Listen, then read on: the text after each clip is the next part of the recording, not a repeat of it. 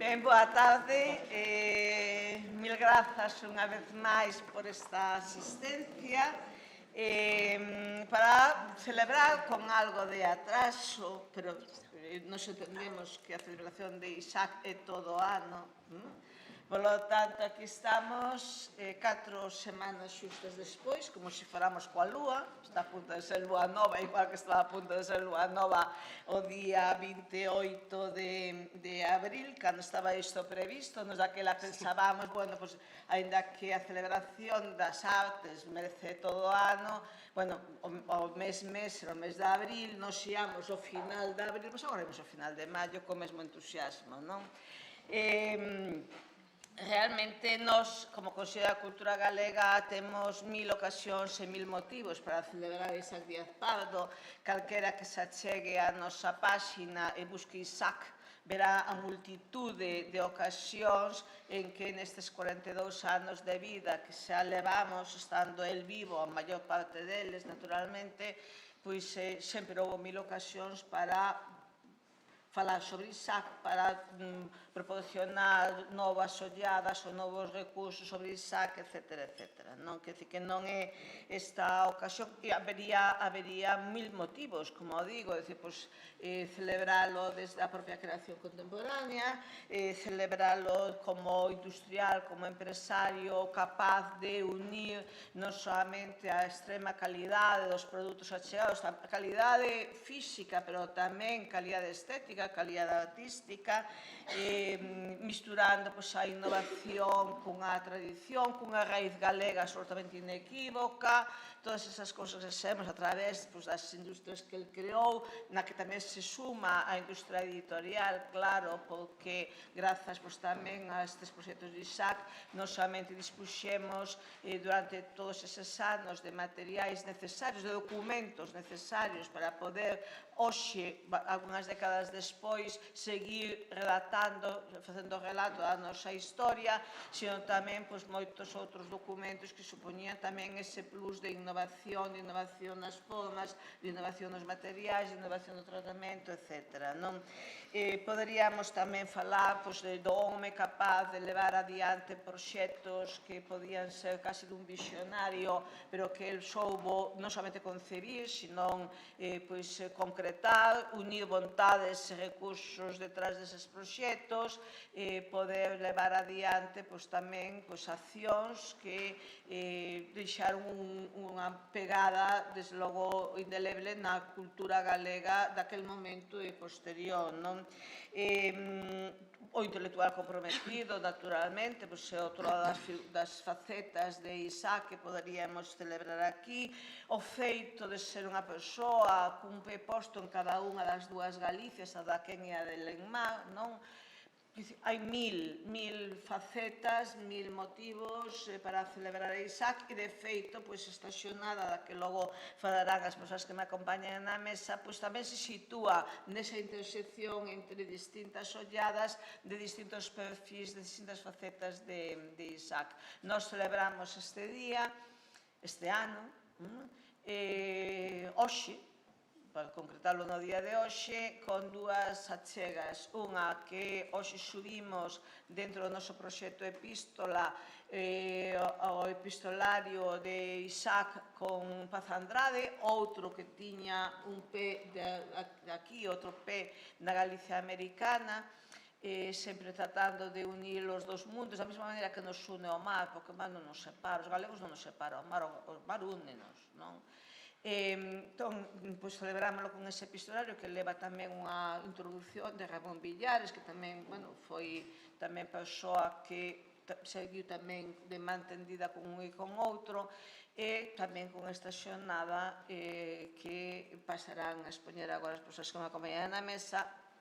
Vou citalos, aínda que non necesitan presentación, e a razón de por que están aquí. Paula Cabaleiro é a coordinadora da sección de Creación e Artes Visuais Contemporáneas da Consello da Cultura Galega, que é a sección do Consello que organiza este acto, lóxicamente. E logo están os dous coordinadores da sección de hoxe, que creo que vai falar primeiro Silvia, non? Silvia García como membro da sección e tamén Eduardo Baliña tamén como membro da sección. E con iso daremos por presentada a xornada e pasaremos ao primeiro da garantía.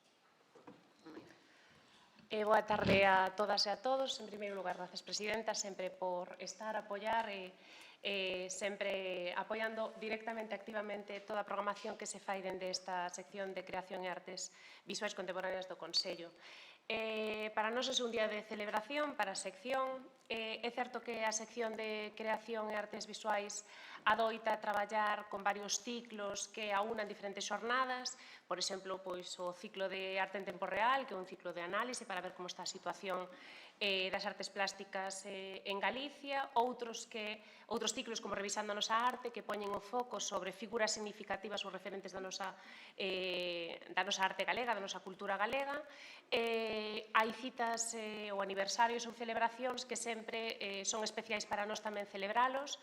Un deles é o Día das Artes Galegas. O Consello sempre se suma a todas as actividades promovidas dende a Academia de Belas Artes, pero, como ben dixo a Presidenta, tamén é unha celebración que estendemos a todo o ano.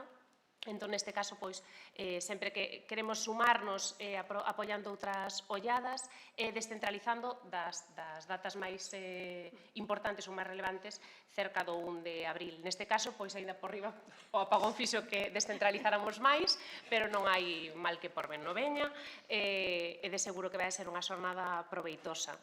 A figura de Isaac, como ben comentaba a Presidenta, neste caso ten unha gran impronta en toda a creación actual contemporánea galega e penso que ese vai a ser o foco que hoxe vai a estar todo o tempo sobre a mesa. Hoxe quero agradecer un xeito especial a Eduardo Baliña e a Silvia García, ademais membros de recente incorporación dentro desta sección, por todo o traballo previo que hai detrás desta xornada, polo seu bo facer, e tamén por a escolla das nosas poñentes, as que tamén lle quero agradecer que estén connosco hoxe aquí, porque creo que van a sumar olladas diferentes, enfoques diferentes a unha figura tan poliédrica como Isaac Díaz Pardo. Non vou entrar a falar da xornada, iso xa o farán os dous coordinadores, pero pola miña banda darvos as grazas, benvidas ao Consello da Cultura Galega, e grazas a todo o público que nos acompañades, porque esta é a Casa da Cultura de todas e de todos. Moitas gracias. Vale, pois, pola nosa parte, como coordinadores, decir que a Eduardo se lle ocurriu este título tan fermoso de Azul Compostela, que tivo as súas dúbidas porque coincide con un poeta que sacou un libro que é Azul Monforte. Entón, dixo, non pensará que estou... non pensará... Pero está totalmente justificado porque parecíanos que había que facer énfasis na relación de Isaac coa cidade de Santiago. Porque aproveitando que hai moitas actividades, moitas homenaxes, que está a exposición no Museo do Pobo Galego, despois Cecilia comentará a exposición grande que se vai inaugurar no Museo de Belas Artes, pois pensábamos que a débeda da cidade e tamén de todos aqueles que conocemos a Isaac nas súas distintas facetas de apoio á creación, como formando parte das institucións, e indo ao Museo do Pobo Galego, viña o CEGAC, a inauguracións, o sea, realmente pasaba moito traballo para atender todas as demandas que había. Entón, a vinculación emocional evidente da súa infancia de medrar en Santiago e da toma de conciencia tamén pechou o círculo nesa última etapa de vellez, non a última, pero toda esa relación onde el facía un esforzo por estar atento e na Fundación Granel, o sea, formaba parte da vida cultural de toda a cidade. Entón, unha das ideas foi poder amosar as distintas facetas a través das persoas que traballaron con el e que a coñeceron, e que sabemos que son moitas máis e que hai moitas máis persoas que escribiron sobre Isaac, pero quisemos dar ese enfoque de proximidade e entonces por eso coincide que están estas mulleres que conoceron e trataron a Isaac dende o punto de vista laboral, pero tamén emocional, de acompañamento no traballo, pero tamén como parte da familia, que vos pasaremos ahora a presentar.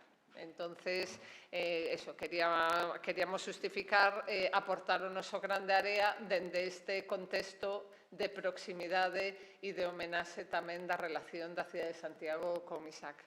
Así que esperamos que todos aprendamos un pouquiño máis, porque realmente tamén somos conscientes de que as novas xeracións, de que a memoria é moi breve e de que enseguida se perde a memoria de todo o que fixo Isaac. Entón, pola miña parte, na Facultade de Belas Artes e na Facultade de Diseño, cando temos que explicar todo o que fixo, pois a xente non lle resulta tan fácil o laboratorio, o seminario, foron tantísimas as iniciativas que non é tan fácil de explicar. Eu creo que este ano de celebracións pois servirá para que a xente máis nova pois se reencontre coas múltiples facetas que levou a cabo Isaac e coas persoas que foi traballando. Claro, que sairá Mimina, Luis Eoane, toda a xente que foi traballando con el.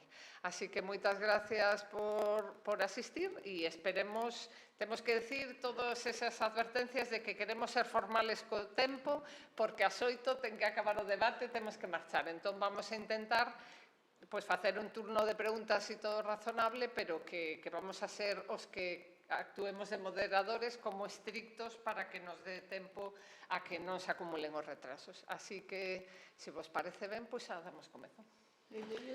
Sí. Perdón, que está... Bueno, moitas grazas, boa tarde a todas e a todos. Grazas, Presidenta, Paula, Silvia. En realidade, falar de Isaac é complexo por todo isto que acabamos de comentar, porque é un personaxe poliédrico e que esta xornada é un punto de partida tamén para outras que se farán próximamente, non? Pero sí que é certo que cando partimos da idea de falar de Isaac, partimos de Compostela e da proximidade, ademais, con este edificio, ca Casa da Rúa das Hortas, ademais, que neste edificio estivo seu pai tamén preso, quero dicir, na Falcona, claro, e que era algo que nós tamén queríamos, quero dicir, era como un veciño máis dentro do que é a estrutura da cidade. Ao marxe deso está a convivencia que eu podo falar, que tiven con el dende a Fundación Granel, que formou parte do padroado durante moitos anos, e que as persoas, que parte delas están aquí hoxe, convivimos naquel momento dende todo o que se estaba facendo dende o IGI, tanto con María América, con Begoña e con María, non? E con María Díaz. Entón, en realidade, está esa parte de investigación importante e de aportación necesaria a unha figura que eu moitas veces penso que se non existira teríamos perdido tantas cousas, sobre todo parte da nosa identidade, que entendo que unha das ideas do programa e da xornada é repensar que está pasando agora e que vai pasar ca nosa identidade no futuro, non? Tamén que isto sirva un pouco como punto de reflexión.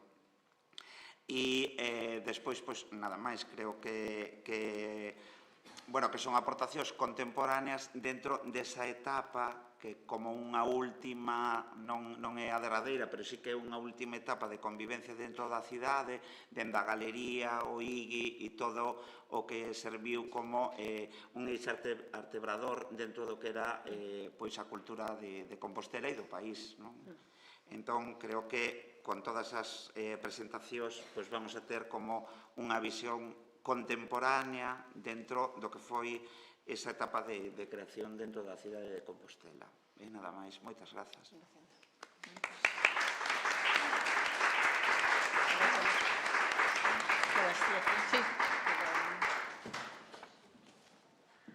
Chamamos logo a mesa. Chamamos a mesa a Cecilia Díaz.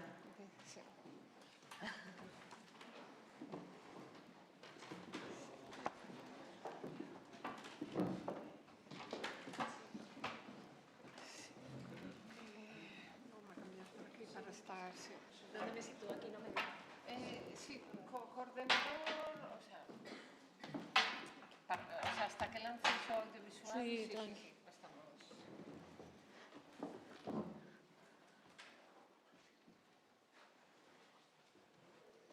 Bueno, pois entón imos dar comezo con Cecilia Díaz Bet, que cambiamos un pouco o programa e veredes, o sea, veredes que la... Culpa mía, todo. No, que cree que é mellor facer a súa presentación e logo poñer o audiovisual, que é un audiovisual que se fixo ex professo para a exposición que sobre Isaac houbo no Gaiás, no Museo Gaiás, unha exposición moi grande que realmente serviu para ver todas as facetas do traballo de Isaac, e foi ese o audiovisual que poremos despois da charla, e despois de poñer o audiovisual, o vídeo, que son aproximadamente 20 minutos, pois faremos un turno de preguntas para que lle podades preguntar o que consideredes acaído. Neste caso, pois a Cecilia, que queríamos traela, ela está preparando un documental que se estreará este ano, un documental longo, entonces está en esa fase de preparación do documental e queríamos, veredes que non viu esta peciña audiovisual no contexto da exposición, tamén transmite moito, transmite, é moi honesto na comunicación e tamén, sí, hai algo emocional. Eu creo que se notaba na exposición cando a xente saía da sala, da videoinstalación, esa conexión emocional co que di Isaac, pero decirvos que Cecilia é unha fotógrafa especializada en retratos, viaxes e moda, unha fotógrafa freelance, pero que ten unha amplia formación na Universidade de Salamanca, na Ramón Llull, tamén estivo en Uruguai, en Aveiro, estivo, entonces, realmente, dende o ámbito da comunicación audiovisual, pois o seu traballo como fotógrafa, digamos que o podedes atopar en revistas, en El País Semanal, reportaxes, algún que fixete sobre Santiago, non? Hubo varios, sí. Sí, sobre Santiago. Pero ademais deso tamén pois tiñamos claro que hai unha cuestión emocional que Cecilia é neta de Isaac. Entonces eso non estaba posto no programa, digamos que aí vamos a presentar como fotógrafa toda esa labor do traballo audiovisual, pero evidentemente que sea neta de Isaac pois ten unha importancia neste contexto porque nos vai a poder falar e contar desde unha visión moi distinta ao resto de relacións que falamos de Santiago de traballo, que evidentemente con toda a xente que traballou moitos anos con Isaac tamén hai unha relación emocional, pero por parte da familia nos parecía interesante que pudera surdir tamén pois a figura de Mimina, que eu creo que tamén está moi invisibilizada, a muller de Isaac Díaz Pardo, que tuvo un traballo coa cerámica, coa porcelana de decoración, o sea, tuvo un traballo por sí mesma, e María América e ti fixestes estivestes comisariaron unha exposición específica, entonces creemos que a oportunidade de ver en contexto esa relación entre vida e obra por parte de Isaac. Así que, cando queiras, Cecilia. Gracias. Bueno, eu non estou moi acostumbrada a relatorios e cousas destas, a ver que tal o faigo, xa me diredes. Sí. Nada, moitas gracias por invitarme a falar de todos estes asuntos audiovisuales relacionados con Isaac e con Mimina. Bueno, gracias Silvia, Edu, Paula e a presidenta, por suposto, por invitarme. Bueno, en realidade, nada me pon máis feliz que poder falar dos meus avós nun plano familiar e emocional. Para min as figuras dos avós e das avoas sempre foi algo bastante importante e creo que pode ser que a todas e a todos nos, non sei, os que tivemos a oportunidade de convivir con eles sempre seguramente nos marcaran de alguma maneira. Pero claro, si de repente che toca ser neta de Isaac, pois costa bastantes anos entender a que se dedica, que é o que fai, por que é tan importante e bueno, eu tiven a sorte, ahora son máis consciente, claro, de convivir moitísimo tempo en Sargadelos, que é onde me criei, en Cervo, na Mariña Lucense, e de ver, bueno, a verdade que convivín bastante con el, coa miña avoa, por suposto, e de pouco a pouco, de alguna maneira, falamos moito cos meus primos e as miñas primas e tal, isto nos imprimeu algo, creemos que extraño na forma de concebir, creo que as cousas, porque realmente cando estaba facendo a presentación da película documental para acadar subvencións e presentar o proxecto e que salía adiante, ás veces pensaba de que, si realmente consigo contar esta historia tal e como é, a xente vai pensar que é un falso documental, que isto nunca sucedeu e que non pode ser verdad que en dous povos remotos da provincia da Coruña e da provincia de Lugo, donde Cristo perdía a zapatilla máis ou menos, pasara algo tan impresionante, a nivel cultural, a nivel intelectual, a nivel artístico, que eu creo que sí, que se o ve un señor en Corea, dice, isto non é verdad. E eu creo que, desgraciadamente, se o ve xente en Galicia, seguramente tampouco sepan que isto sucedeu. E era un pouco que decíades antes, de que dá un pouquiño de medo pensar que isto é unha historia moi recente, moi recente, e xa empeza a caer no olvido, seguimos, como decía él, os galegos, seguimos sin querernos nada, entonces, de alguna maneira, cando fun consciente de todo este entramado e de toda a importancia e de ostras, isto é algo non só un hito a nivel nacional, sino tamén inclusive europeo. E cando convivín cando era moi pequena con artistas italianos, japoneses e tal, que viñan ali a Cervo e decía, e que fun consciente anos despois de todo isto, e dixen, ostras, isto é máis grande do que realmente pensamos, non?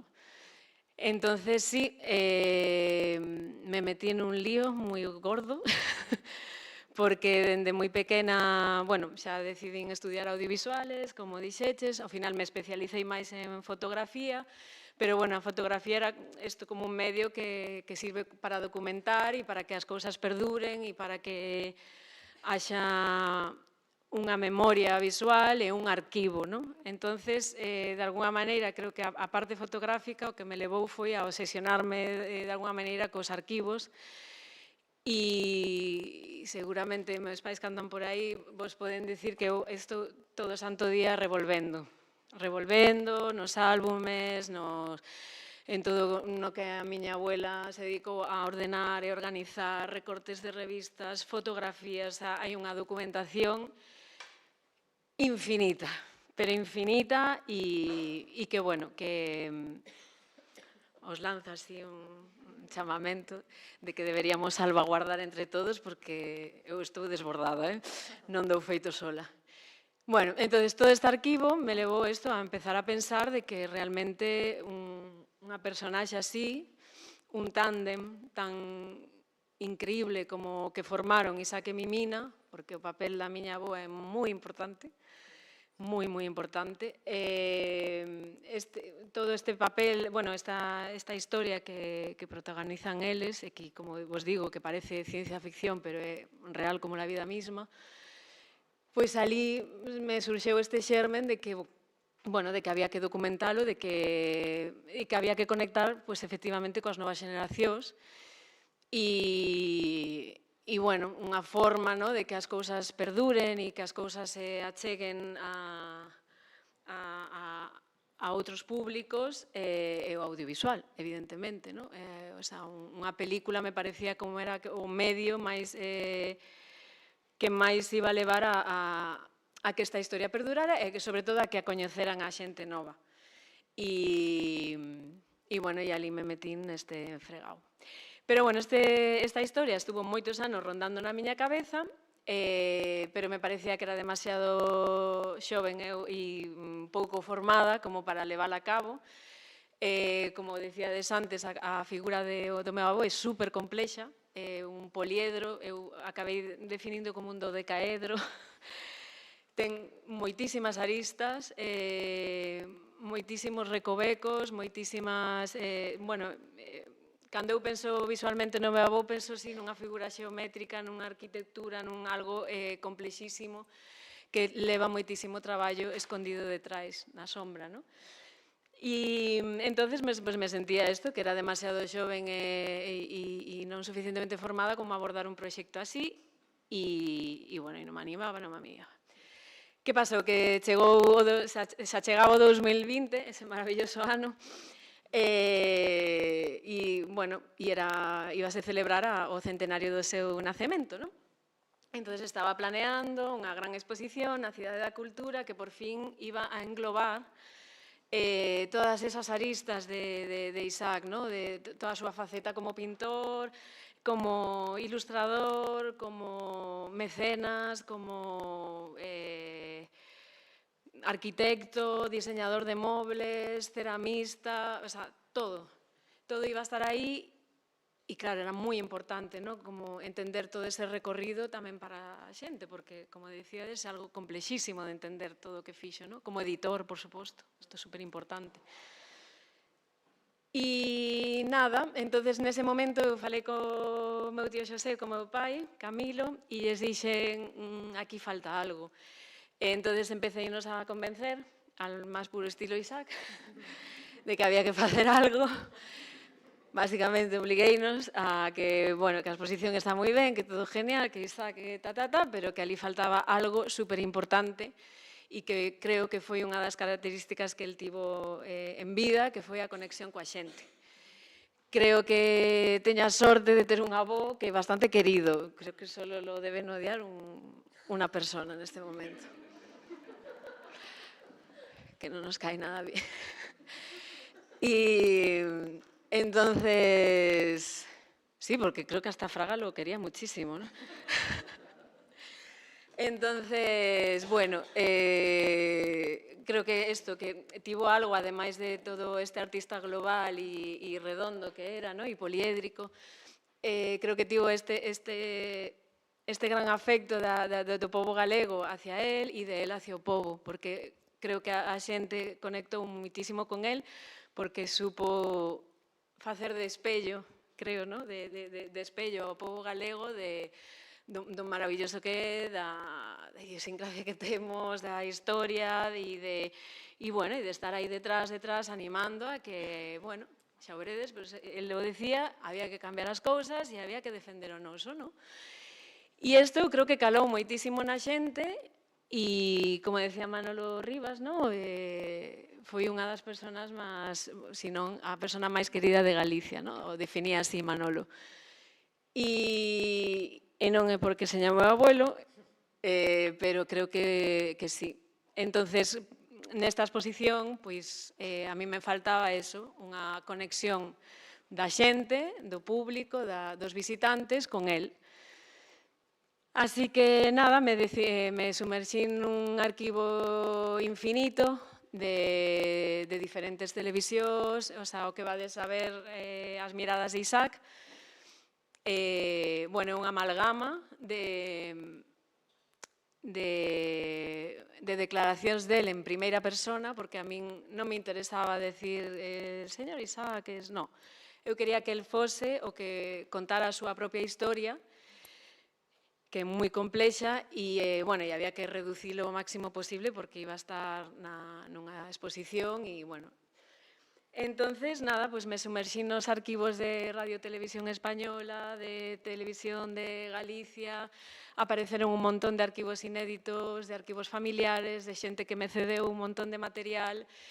Aí me din conta de que el decía que sí a todo, o sea, nunca lle dixo que non a ninguén, que hai entrevistas hasta de xente de instituto, de colexios, mira, mi proxecto de fin de carrera tamén, entonces é algo moi importante que hai un material audiovisual que é unha auténtica xoia. Bueno, me sumergí aí e, como xa sabedes, o 2020 foi un ano moi divertido e en plena pandemia pois me tuve que enfrentar á edición de todo este material e a darme conta que, bueno, xa o veredes, pero nos avisou de todo. Entonces, de que el xa nos anos 80 e 90 estaba falando de ecoloxismo, estaba falando de que somos un pobo colonizado. El falaba deste título que ahora non resona tanto, decía moitas veces o que arde, decía que o vento non é noso e, bueno, e toda unha serie de problemáticas que xa as tiñamos, pero en pouca medida ou non queríamos velas e que despois, pois, bueno, se nos fueron viniendo encima hasta donde estamos hoy. E a veces penso que si tuviéramos que, digo, me deixades resucitar un momentiño a Isaac, diríame que ni de broma. O sea, si volve á vida, se vuelve ao cadaleito, pero vamos, correndo, dice, sodes todos un desastre. Entonces, non sei, vamos a ver si entre todos e organizando estas xornadas e seguindo falando, sobre todo, que é o máis importante, hai que seguir falando dos temas para que non se perdan na memoria e para que non se perdan no olvido, perdón, e nada máis. Se me deixades, vou ler un texto que escribín para a presentación deste audiovisual e nada, a idea de cambiar todo o planning é porque creo que é bastante importante que vos bote o rollo agora e que despois os quedes coa sensación que era que a mí me gustaba que a xente tivera na Expo, era unha videoinstalación xigantesca, 3 pantallas, o sea, tú estabas tendo unha conversa, a idea era que tuveras unha conversa con Isaac, non? Aquí a sensación vai ser distinta, pero bueno, vamos a intentalo. Entonces, prefería contarvos todo de antemán e que vos quedades coa imaxen del falando e contando as súas peripecias e despois eu encantada de contestar todas as preguntas. Tengo unha amalgama de datos na miña cabeza entonces casi que prefiero que me los preguntéis. Entonces, leos esto e poñemos a... Sí, poñemos igual... Que, en realidad, é máis ou menos o que vos contei. Alguna ventana veremos que tal se ve coas luces apagadas, pero primeiro que leas. Vale, chámase Un ollar de ollares. Cando se esbozaban os primeiros anacos de como debería ser a gran exposición de Isaac con motivo do centenario do seu nascemento, sempre pensei que estaba a faltar unha peza fundamental que conseguira tecer a súa amalgama de ideas e que permitise conectar dun xeito máis directo co seu pensamento, e ese era el mesmo. Que mellor que o propio Isaac para falar das súas ideas, que mellor que o propio ollar, a súa mirada para dar constancia e conta das súas vivencias, non? Era de xustiza, casi poética, que do mesmo xeito que el foi a buscar aos exiliados para que volveran a Galicia e volveran a existir, nós, agora, neste momento, reivindicáramos a Isaac para traelo de volta á súa terra. Curiosamente, nun ano tan distópico e convulso como o 2020, tal e como foi a súa vida, chea de trabas reaccionarias, onde máis que nunca, agora, necesitamos a súa voz humanista, creativa e comprometida. Urxía, polo tanto, presentarlle Isaac ás novas xeneracións e como ese gran referente artístico e icono do pensamento galego, de vanguarda. Este encontro había que idealo dun xeito coherente cos tempos para conseguir manter vixente e facer evolucionar o seu profundo compromiso coa Galiza e co arte, sobre todo, coa memoria histórica. Así que desta necesidade de traspaso e relevo xeneracional foi como axurdeu a idea de realizar unha peza audiovisual de creación que evocase de algún modo, así como un collage, todas as súas ideas. Entonces, pues como vos dicía, isto se fixa a través de diversos momentos encontrados en arquivos familiares, amigos, coñecidos, por suposto das televisións, da Filmoteca Española, Filmoteca Galega. Vemos e escoitamos a Isaac en diferentes etapas relatándonos en primeira persona a súa vida e obra, dialogando co espectador ou con el mesmo nunha instalación envolvente de multipantallas, que hoxe aquí pois non vai ser tan envolvente, pero vai ser. Creíamos que era unha forma un pouco radicalmente distinta e máis acorde coa súa visión vanguardista e humanista e que de algún xeito queríamos revivir a él e ao seu universo e ao seu espírito sempre aberto, tangencial e polifacético. Así que nada, vos deixo coa audiovisual e despois, se queredes, falamos un anaquiño máis do audiovisual e do que se viene despois. Como poño? Aquí, non? Sí, o lanzan. Vale, grazas.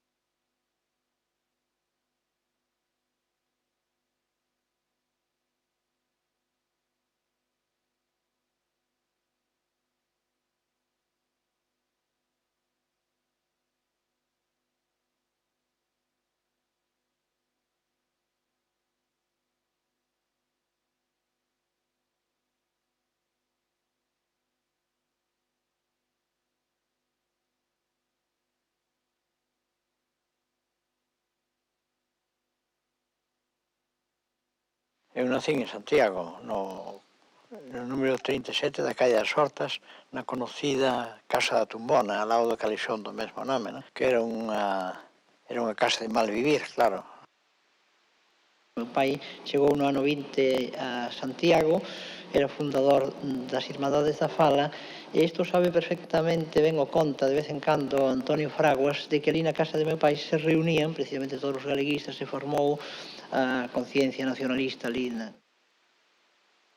Me recordo de traballar toda a vida, pegarlle no taller as cintas aos telos de meu pai, e xa, píntame por aquí, eu a pintar por ali, xa, tírame estas líneas aquí. Eu fixen os carteles de autonomía todos, non fixo meu pai, co que fixo el directamente, pero todos os demás, incluso os que firma Castelao, os fago eu. Este foi o único que me deixou meu pai firmar, porque era o dos progresistas, non? Eu era moito máis progresista que meu pai, porque para mí os galeguistas éramos reaccionarios. Bueno, claro, había unha diferencia ideolóxica entre meu pai, galeguista, e eu, de 16 anos, comunista, pois, que queríamos cambiar o mundo, e o mundo non se pode cambiar tan facilmente. Antes se facían pasquines que se repartían e que escribíamos animaladas. Os imprimía Ángel Casal, e Casal ao mesmo tempo era alcalde. Esos pasquins había que levar un ao Concello para que os sellaran e que autorizaran repartilos. Pero como decíamos tantas animaladas nos pasquíns, non os levábamos a sellar ao Concello. E aquel día reunidos ali, eu con meu pai, sempre estaba con meu pai, pois Casal chamoume a atención. Xa sei que estades repartindo pasquís sin pasalos polo Concello. El era o que os imprimía, pois sabía moi ben. Entonces non se me ocurriu outra cosa que dicir, bueno, é que vos sodes unhos reaccionarios. Castelao dixo, mira o rapaz, e meu pai me botou a patadas, claro, dali. Esta cousa. Bueno, logo despois me dieron unha lección, Castelao morre no exilio, a Casal e a meu pai os pasean. En fin, me dieron unha lección da prudencia que hai que ter na vida, porque claro, a xente nova, pois, queremos cambiar o mundo de calquer maneira, queremos barrer con todo. Resulta que eu seguín vivo, en cambio os demais desapareceron, non? Pagaron cabida. O tempo da República foi fundamental, non? Aí se crearon cousas tan importantes como as misións pedagóxicas, que tiveron unha trascendencia enorme en todo o mundo, pero non non se pode pensar de que os actores da cultura que se desenvolveu na República foran os causantes da Guerra Civil, non? O que pasa é que eso levaba aparellado tamén unhas loitas sociales que dieron lugar a ese enfrentamento. E claro, aí nos barreron a todos. Aí chegou, sobre todo en Galicia, pois non nos podíamos esperar, porque aquí non pasou nunca nada violento, non pasaba nada, e de pronto a violencia foi total. Estalla a guerra, eu en que estaba, non sabía nun principio, non sabía que iba a pasar. Veu meu pai con os guardias civiles, salía a casa e se levaron a meu pai. Había unha rapaza que era Teresa, que lle chamaban Teresa dos Xismes, que lle levaba o almorzo a meu pai a cadea. O día 13 ou 14 de agosto veu dicindo que a meu pai o habían posto en libertad. O único que nos deixaron sacar da cadea foi o álbum ese de dibuxos que se conoce xa, que se divulgou, no que está tamén Casal, retratado ali, porque Casal o mataron o día 19 e o meu pai o mataron o día 14 de agosto. Hasta ese momento que chegan os meus tíos non estábamos enterados verdadeiramente do que lle había pasado a meu pai. Don José Puente, que era moi amigo da familia, dixo: vir a buscar a Isá e leválo enseguida porque van a ir a buscar, me viñan a buscar a min. Entonces, eu disfrazado, casi mismo o día 14, se non foi o día 14, foi o día 15, fomos para Coruña. O Castromil no camiño tuvo que pararse por 6 veces porque había xente tirada entre a cuneta e o medio do camiño, e xente chorando ali ao lado e gritando, ai, tal. Os mataban para poñer como escarmento, para aterrorizar, e que a xente vira que iba en serio e que alguén que se desmadrara. Estuve medio ano pechado na casa de meu tío, sin salir, en un piso da plaza de Pontevedra, onde vivía él, hasta que pasaron os momentos máis difíciles.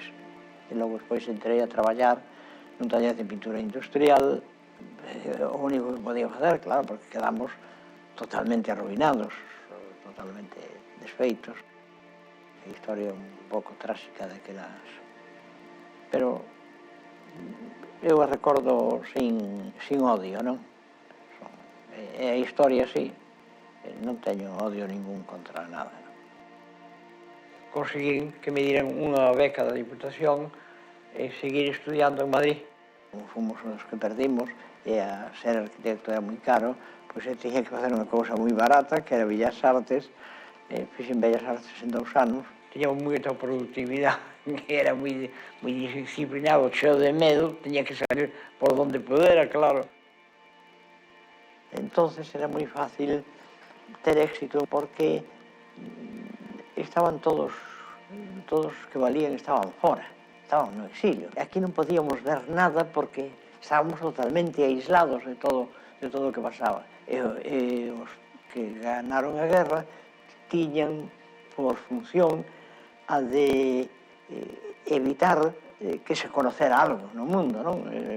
O que querían era machacar a memoria, que non se supera nada que había pasado. Terminada a guerra no 45, no 46 se pudo entrar en Londres xa. Se podía viaxar, xa entrar en Londres. E lá me fun eu. Me puse en contacto cos exilados que había ali. E que habían creado unha organización que era o Instituto Español, e que dirixía Martínez Torner, que había sido membro do Seminario de Estudios Galegos. Ali conocín a Cernuda, ali conocín a Salazar Chapela,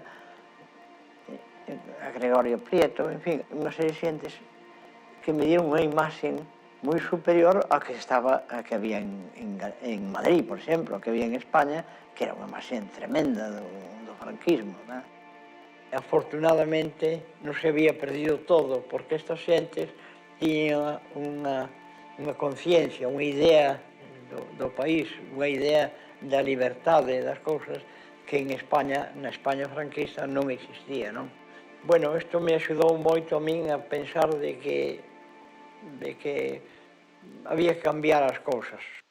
Dicen, se acabou a pintura, se acabou a arte e me puxen a facer cerámica.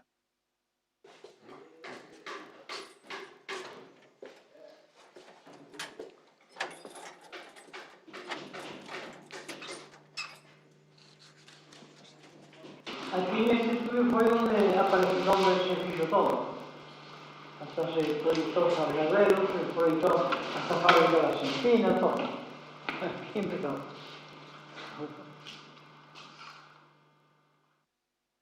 A cousa é que a fábrica do Castro, que era máis ben un laboratorio para estudiar os caolíns de Sargadelos, algún día recuperar aquelo, esto se desarrolló inmediatamente porque a poco tiempo tenía 100 empleados trabajando aquí porque no había muchas competencias, no había competencia en el país y daba unha cerámica estupenda. Se empezaron de dir por que non se fai unha reproducción do Castro en Argentina.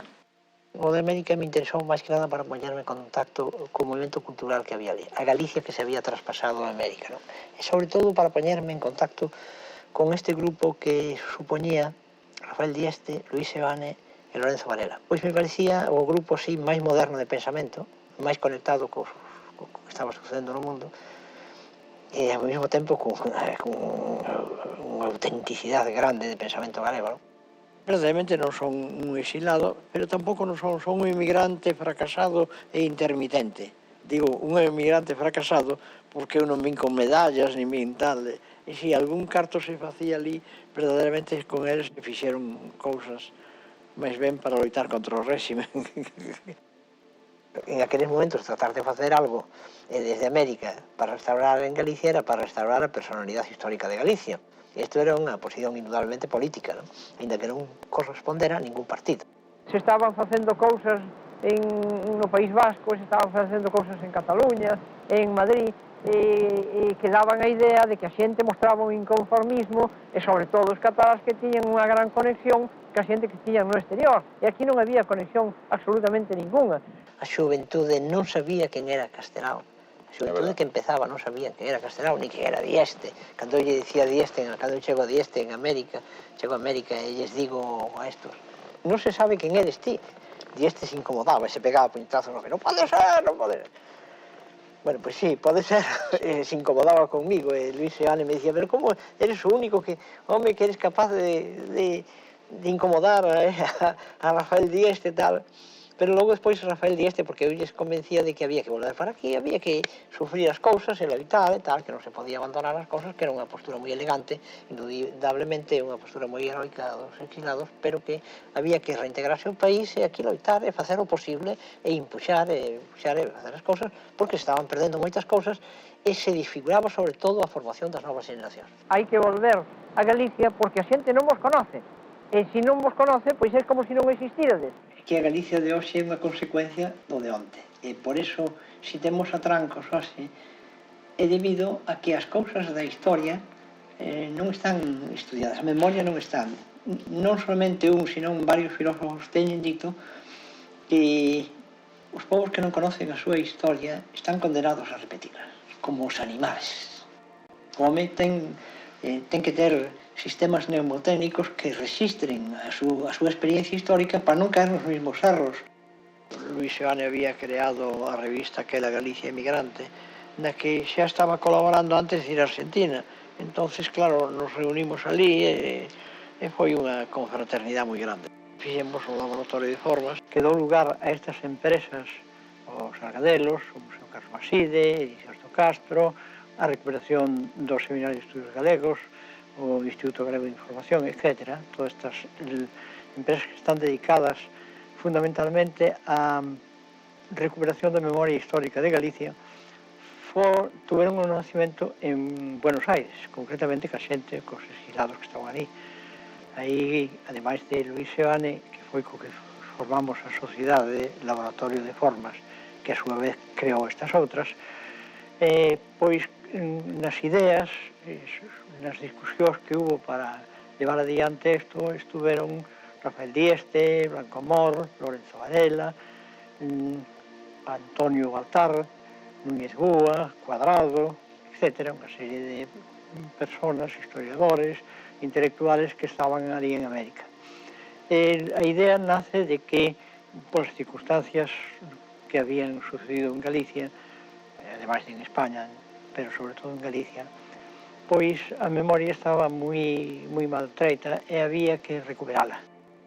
O Laboratorio de Formas de Galicia tiña un sentido algo así como unha institución filosófica do diseño, non? E a filosofía non coincide exactamente cos grandes centros que investigaron o diseño, ou temas en Rusia, ou a Bauhaus en Alemania, e é que se considerou, un estudio que fixemos entre Segal e máis eu, de que as cousas teñen máis valor no futuro se arrastran a tradición. Se é un lenguaxe, tamén teñen que ter un origen.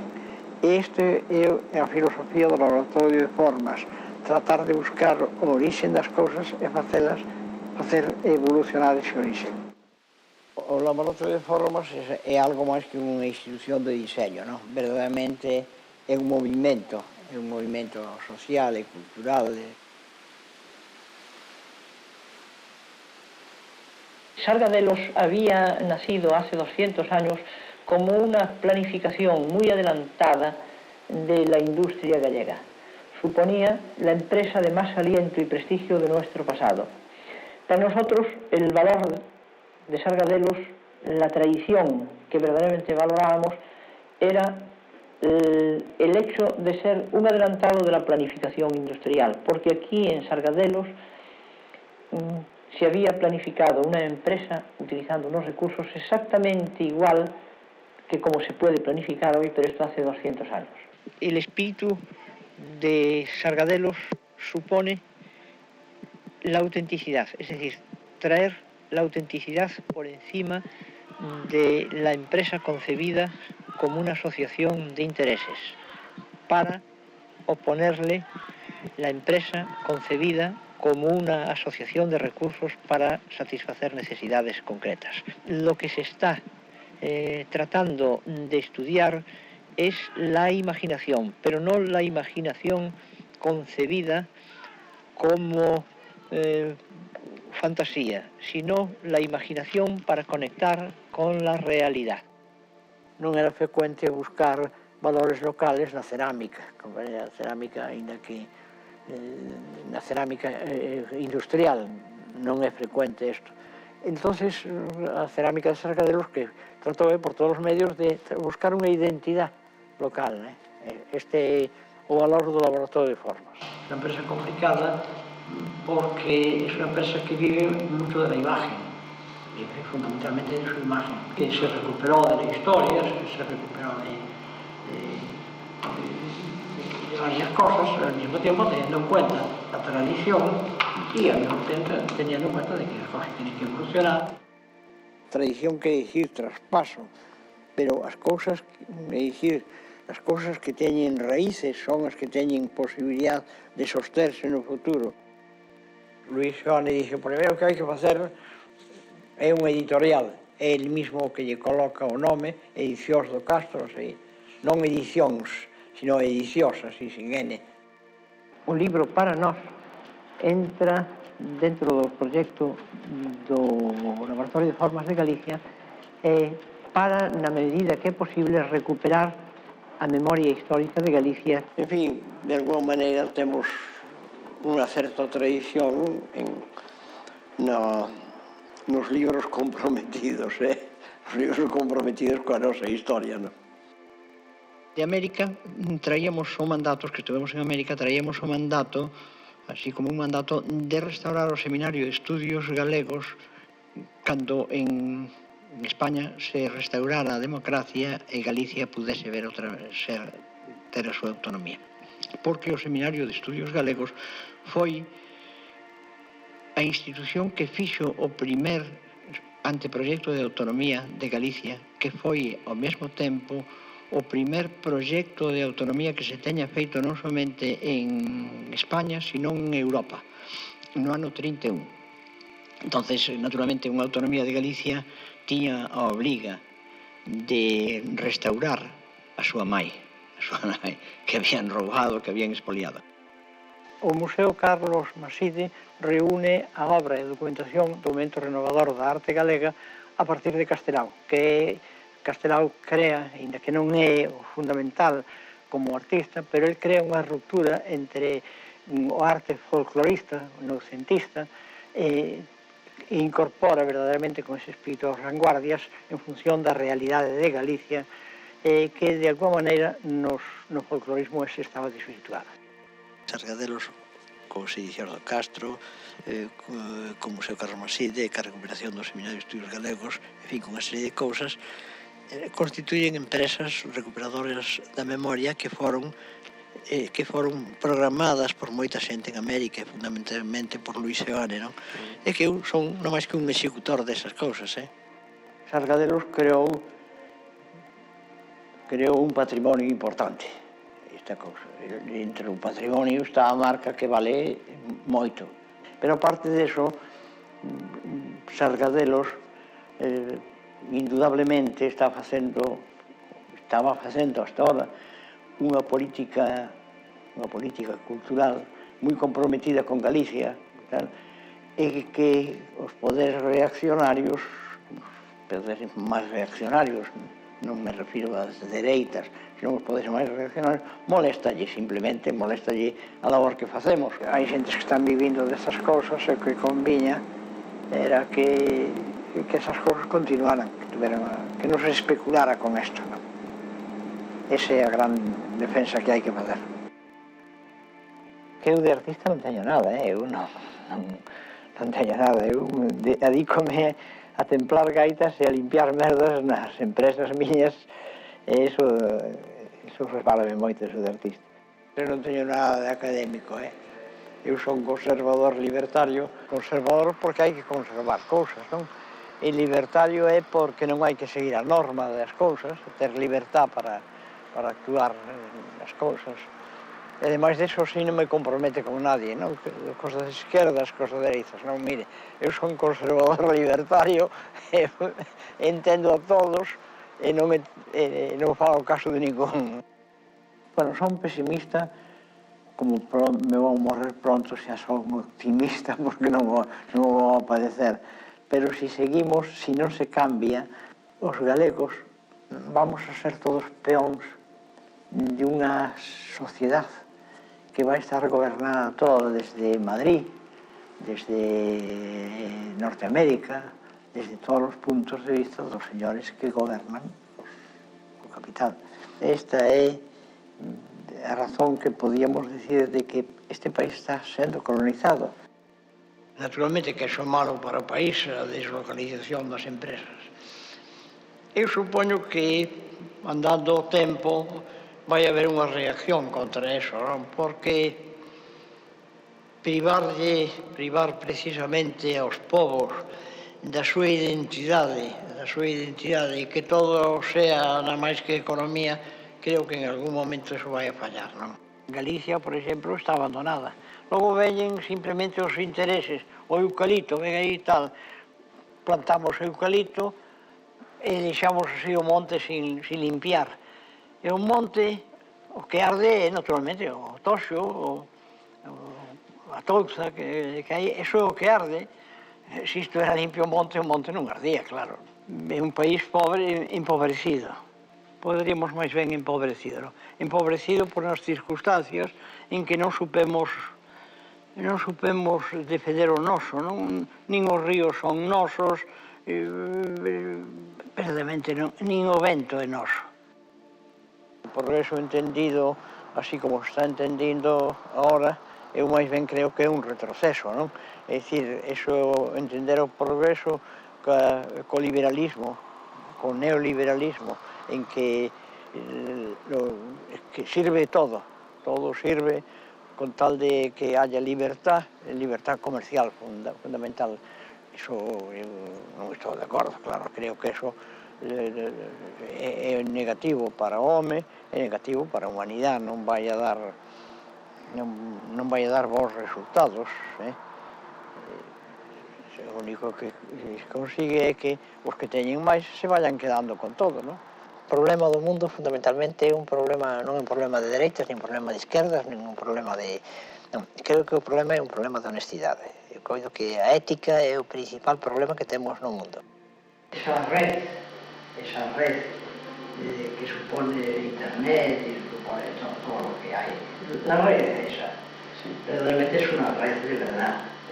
Estamos dentro de esa red cazados para comunicarnos unos con los otros. Porque no vas a conseguir hacer una revolución a través de Internet. No, eso no.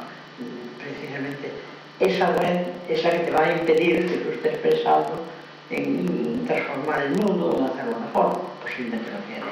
Yo creo que tampoco tiene solución. El mundo no tiene solución ninguna. Non fai falta ser marxista, o que pasa é que hemos leído algunhas cousas, sí, e para saber que as forzas da produción foron as que movilizaron o mundo e as que crearon a cultura do mundo, non? Todas as civilizacións tuveron o seu arte, e a arte era fundamental na evolución da cultura, porque a cultura non é solamente a literatura, a poesía, a filosofía, é que a cultura tamén é a economía, é a labor social que se paga, é a arquitectura, é todo eso, a cultura é todo. A cultura non é nada máis que recoller o que é unha civilización, o que é unha civilización. É dicir, cultura é todo o que non é naturaleza. Este planeta que temos, eu penso que máis ben o estamos escarallando, non?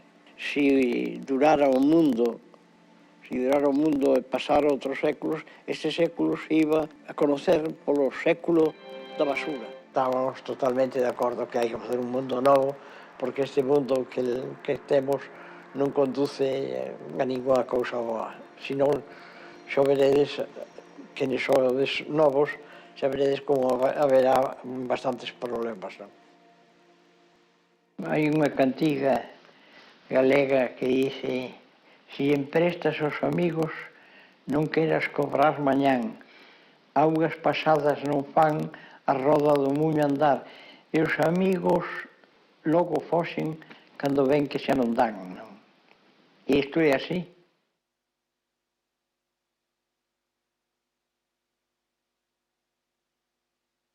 A primeira pregunta non é retórica, é de verdade. Que tal está? Vivo. Como se encontra? Vivo, estou vivo todavía, parece,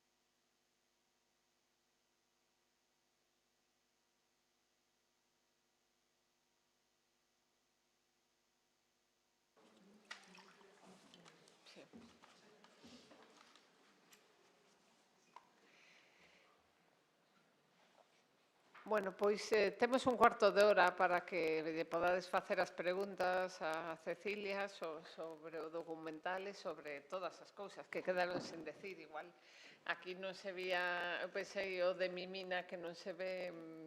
Claro, non se ve reflexado. Non se ve, claro, non. Sí, bueno, neste caso, por eso quería poñer o audiovisual ao final, porque creo que fala por sí solo. Creo que, de alguna maneira, condensa bastante ben, moi difícil, en 20 minutos o que foi a súa vida e obra.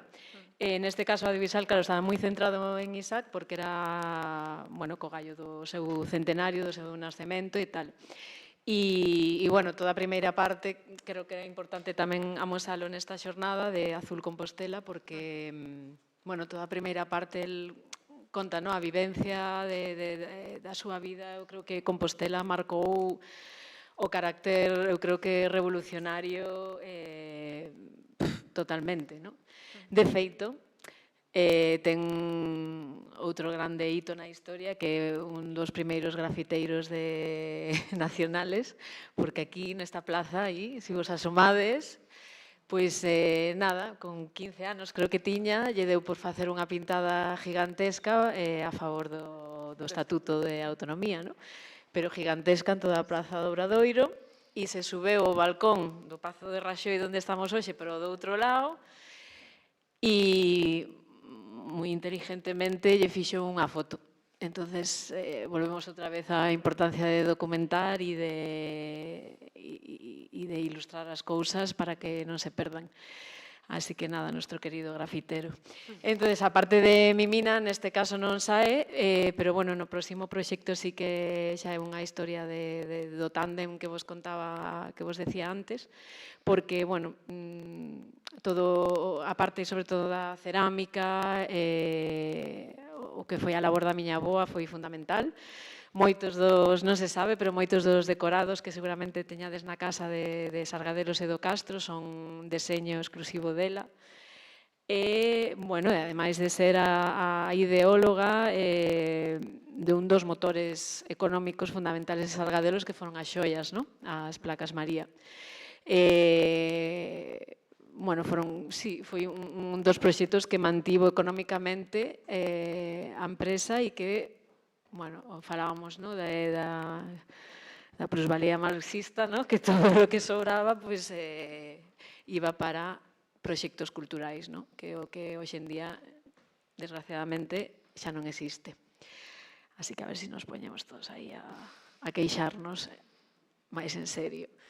E nada, entonces a película, eu falo máis de película que de documental, porque a idea básica de... Bueno, xa rodámola o ano pasado, as partes que se houve que rodar, hai algúns autores por aquí e actrices maravillosos.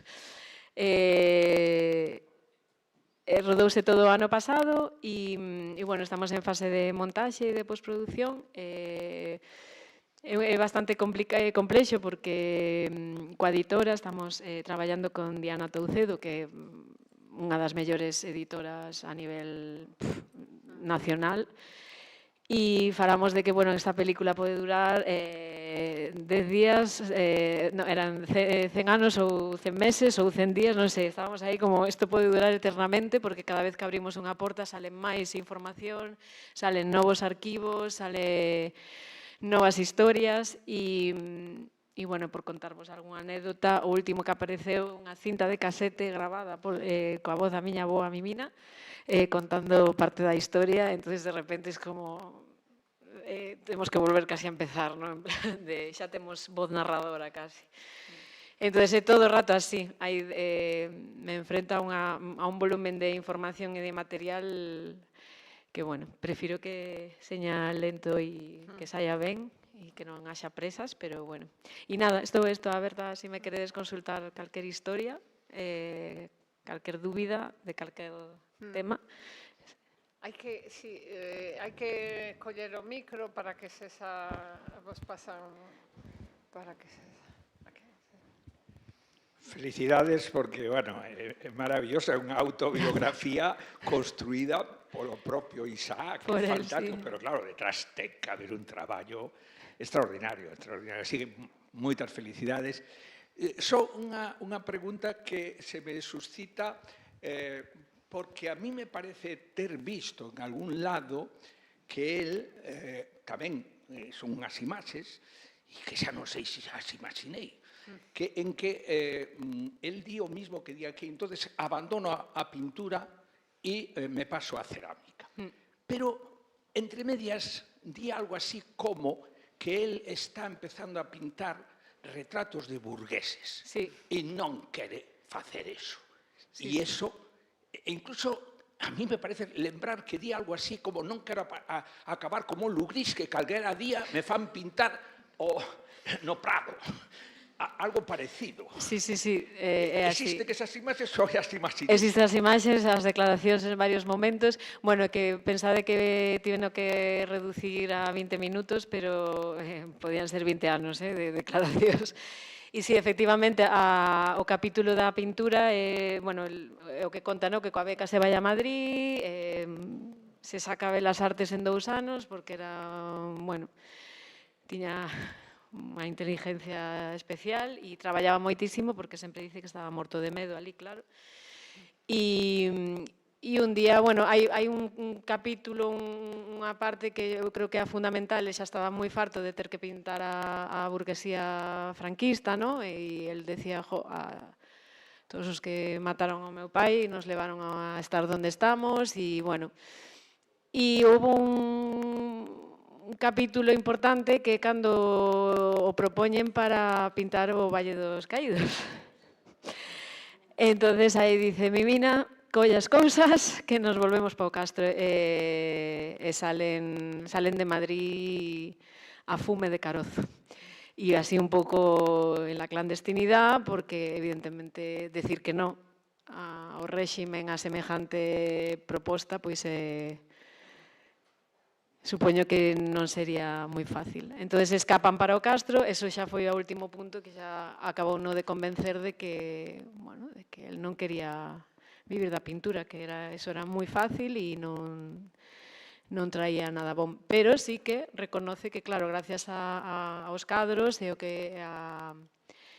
o diñeiro que acababa coa venta dos cadros, coas exposicións e tal, sí que, bueno, ese foi o primer motor económico de facer o laboratorio en Sargadelos, que aí é onde empeza outra vez a importancia da miña boa, porque se escapan para o Castro, que é onde é Mimina, o Castro de Samuedo, e ali nas Caballerizas, que era do meu bisavó, pois é onde montan o primeiro estudio. Entón, se non fora por esa parte, tampouco non sei a onde acabarían. Pero sí, existen esas declaracións. Non sei se tedes algunha cuestión máis. Non? Sí?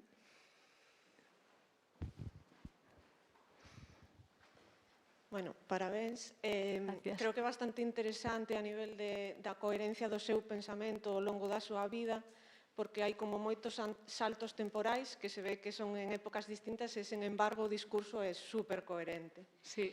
A miña pregunta vai un pouco pola última imaxe, porque durante toda a peza non se ve a ningún entrevistador ou entrevistadora, e por que a decisión de engadir esa última peza da Televisión de Galicia? Bueno, era máis un pouco pola anécdota, porque sempre que lle preguntabas a Isa que tal estaba, sempre che dicía que estaba vivo, así con unha especie de retranca de vivo. Algo xa, sobre todo nos últimos anos, xa cansado de estar vivo e de ver que as cousas non cambiaban moito. E entón, foi a única que atopei realmente, porque eu buscaba moitísimo esas partes da entrevista onde sempre lle preguntaban que tal, bla, bla, bla, e era a única que a tonalidade, a forma de dicilo, a retranca e todo, me parecía que era como un peche bastante, un peche e un comezo, porque ao final o que vos está dicindo a todos é que sigue moi vivito e coleando e que, bueno, que o pensamento está aí. Pero nada, non foi, o sea, si puidera ter solo a él igual dicindo isto, pero creo que tiña sentido que estivera alguén preguntándolle eso, porque era algo que vivíamos habitualmente con entrevistadores ou con xente normal. Que tal, Isal? Vivo. A xente que o coñeceu xa o sabe que era así. Pero, bueno. Sí. É que realmente era chamativo. El falaba moitas veces dos seus fracasos e así. Todo o tempo. Sí. Por eso, sí, o centenario tiña que caer en pandemia, a charla un apagón. Eu xa estaba temendo a ver se, non sei, un tsunami en Santiago, como era ali tan lonxe. Todo pode pasar, igual xa che digo, a peli igual a estreno, non sei, dentro de 2 siglos. Pero bueno. Hola, boa tarde. Boa tarde. Bueno, darche os parabéns, a verdade é que eu visitei a exposición, pero non me parei todo o rato a velo, non? Certo que vas un pouco apurado. e te quedas a escoitar algunha frase, pero non o ves todo. A verdad que é maravilloso velo completo. Bueno, sí que me gustaba salientar esa concepción das moitas desa ollada tan moderna do seu pensamento, do seu discurso. E xa que estamos no Consello da Cultura Galega, pois encántame cando fala do que é a cultura, de que a cultura non é só pinturas ou obras literarias ou filosofía, senón que tamén é economía. E iso ven un pouco por ese informe que algúns quixeron facer polémico sobre a instalación de Altri. Entón, el penso que dá unhas claves moi importantes sobre o que realmente é cultura e porque o Consello da Cultura está absolutamente legitimado para opinar de certas cuestións, non? E aparte, aínda por riba, di que cultura é todo o que non é natureza. Entón, penso que está aí perfectamente definido dunha maneira moi contemporánea e que moita xente tiña que ter a capacidade suficiente para entender o que realmente é a cultura, que non é solamente libros ou obras de creación. Bueno, penso co todo o tema de Altri, a verdad que se me viña moitísimo todo o seu pensamento todo o rato, non? Por eso vos dicía antes de que si tivera que volver á vida hoxe en día volvía po cada leito rápido, en plan, bueno, que fixemos, non? Porque o de Altri, eu creo que precisamente a condensación de todo o que non había que facer. O sea, exactamente, o peor que nos podía pasar ahora mismo en Galicia é que o de Altri vai adiante. Espero que non. Pero sería xa o último, sabes, a última coitelada no pobo e na terra que nos podían dar.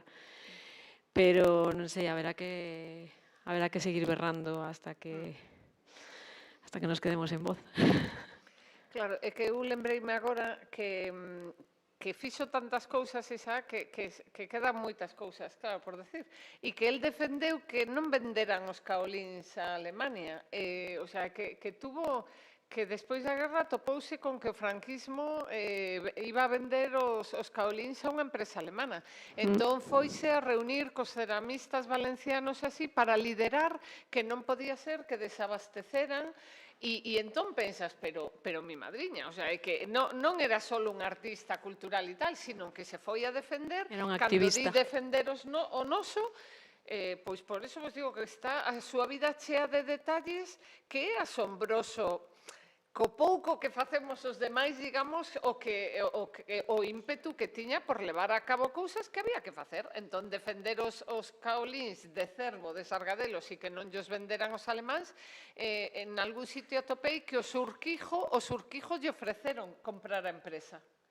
Entón, por iso vos digo que posto nunha liña Madalena, non sei que, todas as iniciativas, pois parecen un listado, pero que el, ao longo da súa vida, estivo metido en moitísimas causas e en moitísimos momentos asombrosos. Sí, porque, bueno, a faceta de activista e...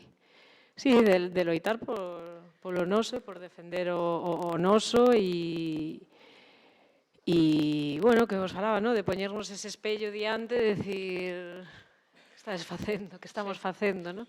É o mismo, e bueno, tamén, quizáis, cando el va, cando conta que el va a América, e se enfada dieste, e que a xente non coñece a Castelao, as novas xeneracións non saben quen eres ti, e tal, e, bueno, de alguna maneira, eu tamén, cando me atopei con estas declaracións e todo, tamén me daba conta, digo, que está pasando o mismo agora.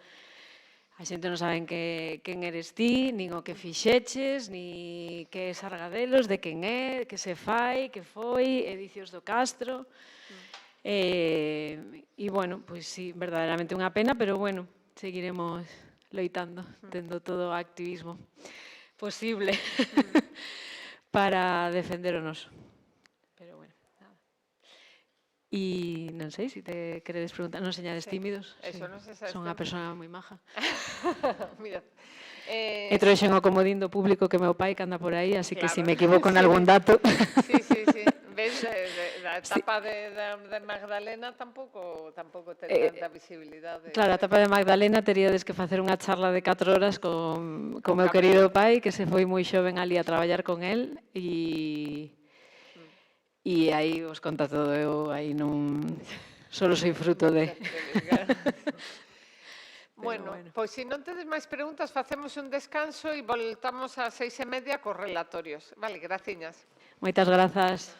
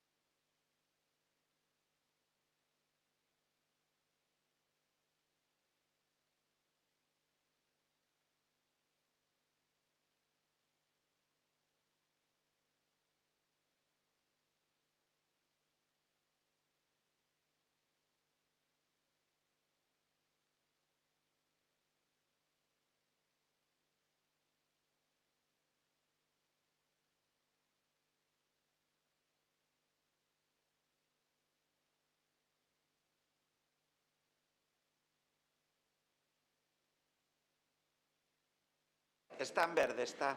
Bueno, vamos continuar. Boa tarde. Imos seguir. Mariña, seguimos.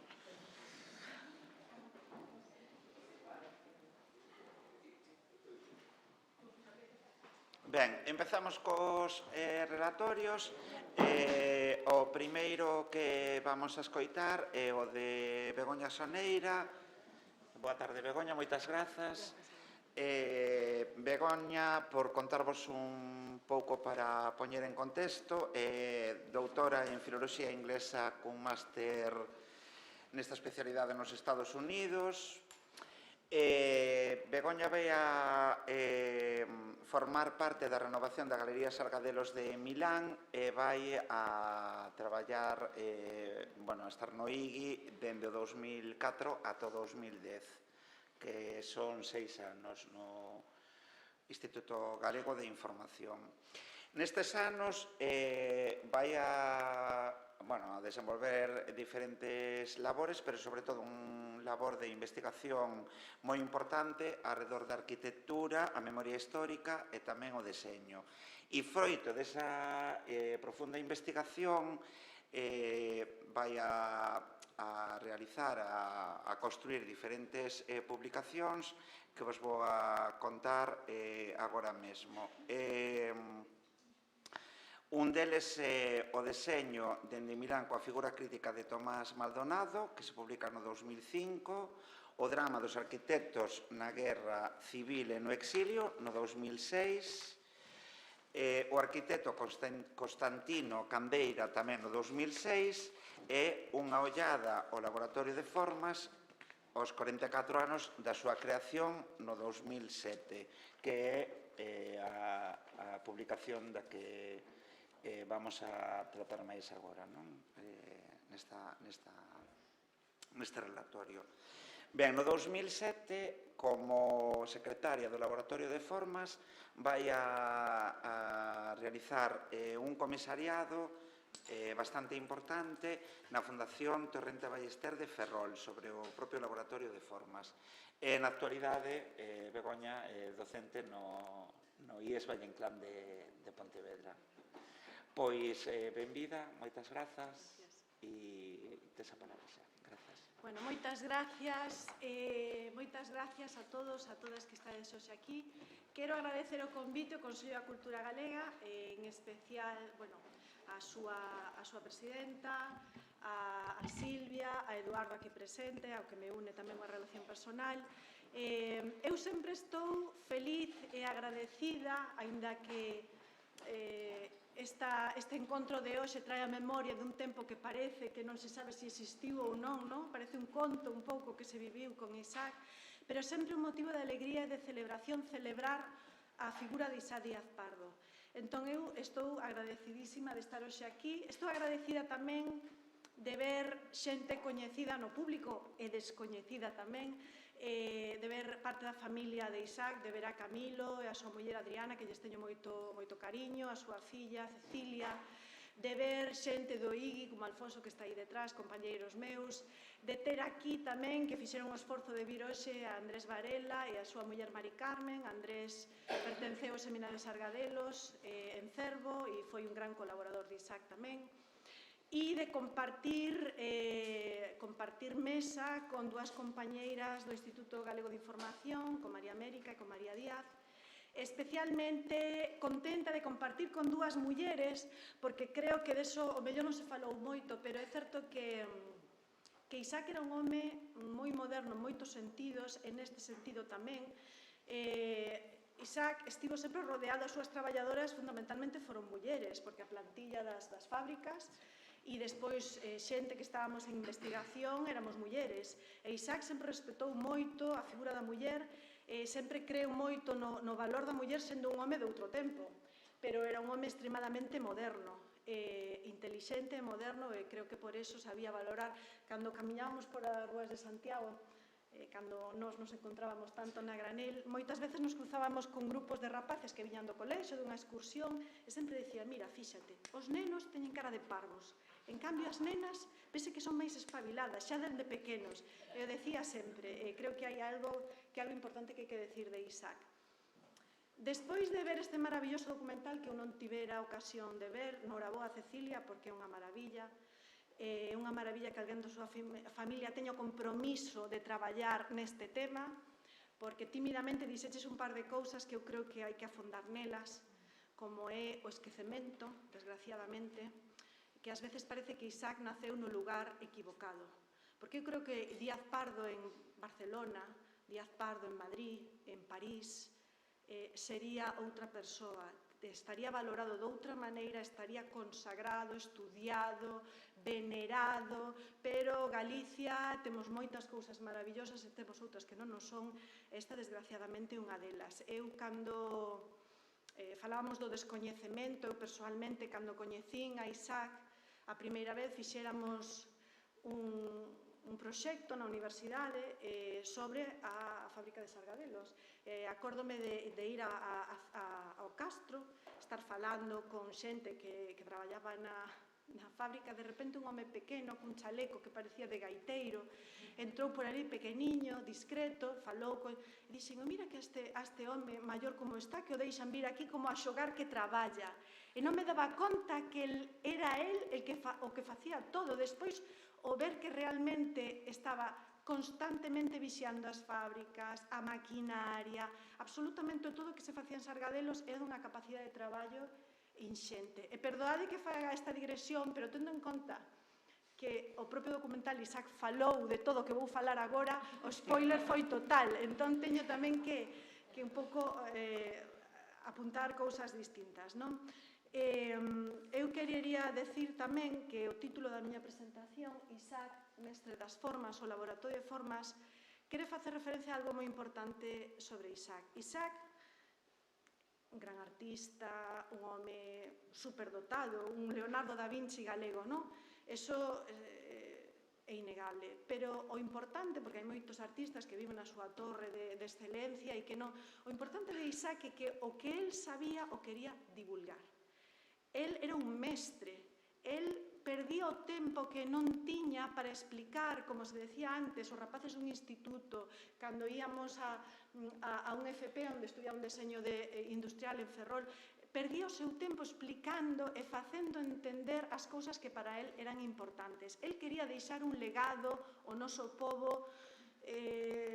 O pobo, creo que non estamos ao nivel de Isaac aínda, espero que en algún momento estemos, pero o importante que era esa labor de Isaac de intentar comunicar, de intentar deixar algo que trascendera a súa propia figura dende un punto totalmente o contrario a egolatría e egocentrismo, dende o meu punto de vista, o cal é moi de agradecer nunha persoa como el, non?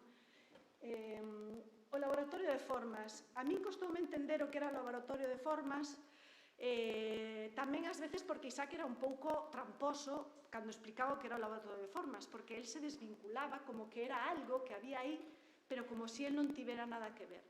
O laboratorio de formas é o máis importante que hai no universo Sargadelo realmente, dende o meu punto de vista, porque o laboratorio de formas é realmente o responsable ideolóxico dos produtos que saíron despois, pero o fundamental do que é Sargadelos, ese nome tan grande que ten tanto detrás, era realmente o seu compromiso, era o que había detrás a nivel ideolóxico, de compromiso, non un produto final excelente, unha porcelana maravillosa, pero todo o que había detrás era o que realmente movía ese mundo. Unha marioneta, por iso puxen esta man aquí, como unha man que non anónima, que era o que fixo que o Castro, Sargadelos, Edificios do Castro, o IGI e todo o que está detrás de Sargadelos. Realmente, o laboratorio de formas concebiuse como algo colectivo. Por que laboratorio? Porque era un lugar de experimentación. Non pertencía a ninguén, aínda que Isaac era o gran protagonista do laboratorio de formas. Na súa concepción foron Luis Seoane e Isaac, despois uniuse Fernández Albalat, o arquitecto, pero realmente, aínda que nas ideas, no manifesto, na súa creación e o que ia ser, Seoane tuvo un papel moi relevante, pero realmente Seoane desapareceu na década dos 70, quen quedou de obreiro do laboratorio de formas, de persoa que estivo aí traballando en favor do laboratorio de formas foi Díaz Pardo, pero el falaba como se fora algo que existía sin el, e sin el sería imposible imaginar un laboratorio de formas. Entón era un obradoiro, un lugar onde calquera se podía unir para crear e para darlle un sentido ao que despois se fixo. Hai que ter en conta o contexto de Galicia cando se fixo, cando naceu o Laboratorio de Formas. A mediados do século pasado, Galicia era un lugar cultural e intelectualmente depauperado no sentido da identidade, da autoestima, a guerra civil, o que veu despois, toda a xente que estaba fora. Entón era unha situación moi complicada a que se vivía en Galicia naquelos tempos porque os activos culturais principais estaban fora de Galicia. E despois había unha represión innegable. Na inspiración do Laboratorio de Formas hai varias, que o propio Isaac xa mencionou, varias cousas que influíron moito a súa concepción, como foi os xutemas, que foron eses laboratorios, ese taller soviético de creación e de estudo do deseño, que influenciou moitísimo, eu creo que de todos o que máis a Isaac, estéticamente tamén, porque todos os que recordades tanto a arquitectura de Isaac como o seu deseño gráfico é moi soviético. Temos aquí, de feito, imos ver despois algúns dos esquemas que Isaac tiña polas fábricas ou que nas súas publicacións que recordan moito a esta estética dos xutemas. Despois a Bauhaus, que foi unha escola que xuntaba belas artes como as artes aplicadas en Alemania, a escola de Ulm, que estaba máis centrada no deseño industrial, racionalista, en contra do nazismo, e despois o movimento holandés de Stil. Todo isto influenciou moito, pero o laboratorio non era unha escola, o laboratorio non era un taller só eso, era unha mezcla de toda esta vanguarda e ao mesmo tempo de outras ideas, como, por exemplo, a democratización do deseño na vida cotiá, a importancia da forma, a importancia da función. Que moito se fala da democratización, da moda, por exemplo, que vimos hoxe en día, de Inditex, pero realmente Isaac quería levar, que xa veremos despois, pero levar eso aos fogares galegos, esa democratización do que está ben feito, do que ten unha forma, unha función e que transmite unha mensaxe, que creo que das cousas máis importantes que fixo, aquí temos, esta é a construcción que está no Museo Carlos Maside, que fixo Isaac como unha homenaxe á Terceira Internacional de Tatlin, unha estrutura metálica moi nesa estética, algúns dos esquemas de arte culto que fixera Isaac.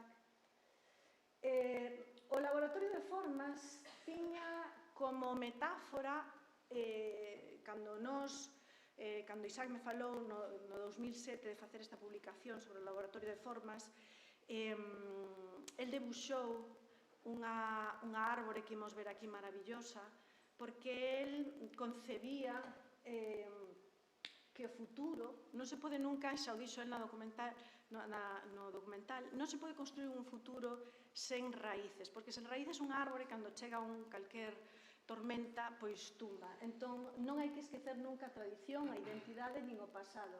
E así debuxou esta árbore que está na portada do número 11 do Laboratorio de Formas, que se publicou no 2007, que fixo esta árbore maravillosa, e todas esas raíces, aínda que aí non se ve, son os nomes dos exiliados que estiveron na concepción, na utopía, na creación desas ideas que estaban detrás do Laboratorio de Formas, que despois desas raíces creceu as polas, o Museo Carlos Maside, Edicións do Castro, que era a voz do exilio, da memoria histórica, a fábrica primeiro do Caso, despois de Sargadelos, e isto indica un pouco a importancia que teñen as raíces. Cando se falaban das formas no Laboratorio de Formas, esas formas tiñan que transmitir, non eran formas feitas só por unha estética, tiñan que ter unha raíz, que era o importante. E naceu, todo o que coñecemos, que aquí non hai tempo para digamos, profundizar nelas, pero, porcelanas de Magdalena, cerámicas do Castro. Falábamos antes, Isaac xa o dixo na documental, da importancia da recuperación de Sargadelos. Non é un capricho. Sargadelos fora un exemplo de como Galicia podía ser autónoma económicamente, como podía ser moderna, como podía ser un exemplo. Había 200 anos antes que despois aquelo acabara en fracaso, pero como foi aquela luz que veu brillar e que había que recuperar ese espírito, non? De ser autónomos, porque para ser culturalmente autónomos temos que ser tamén económicamente autónomos, non?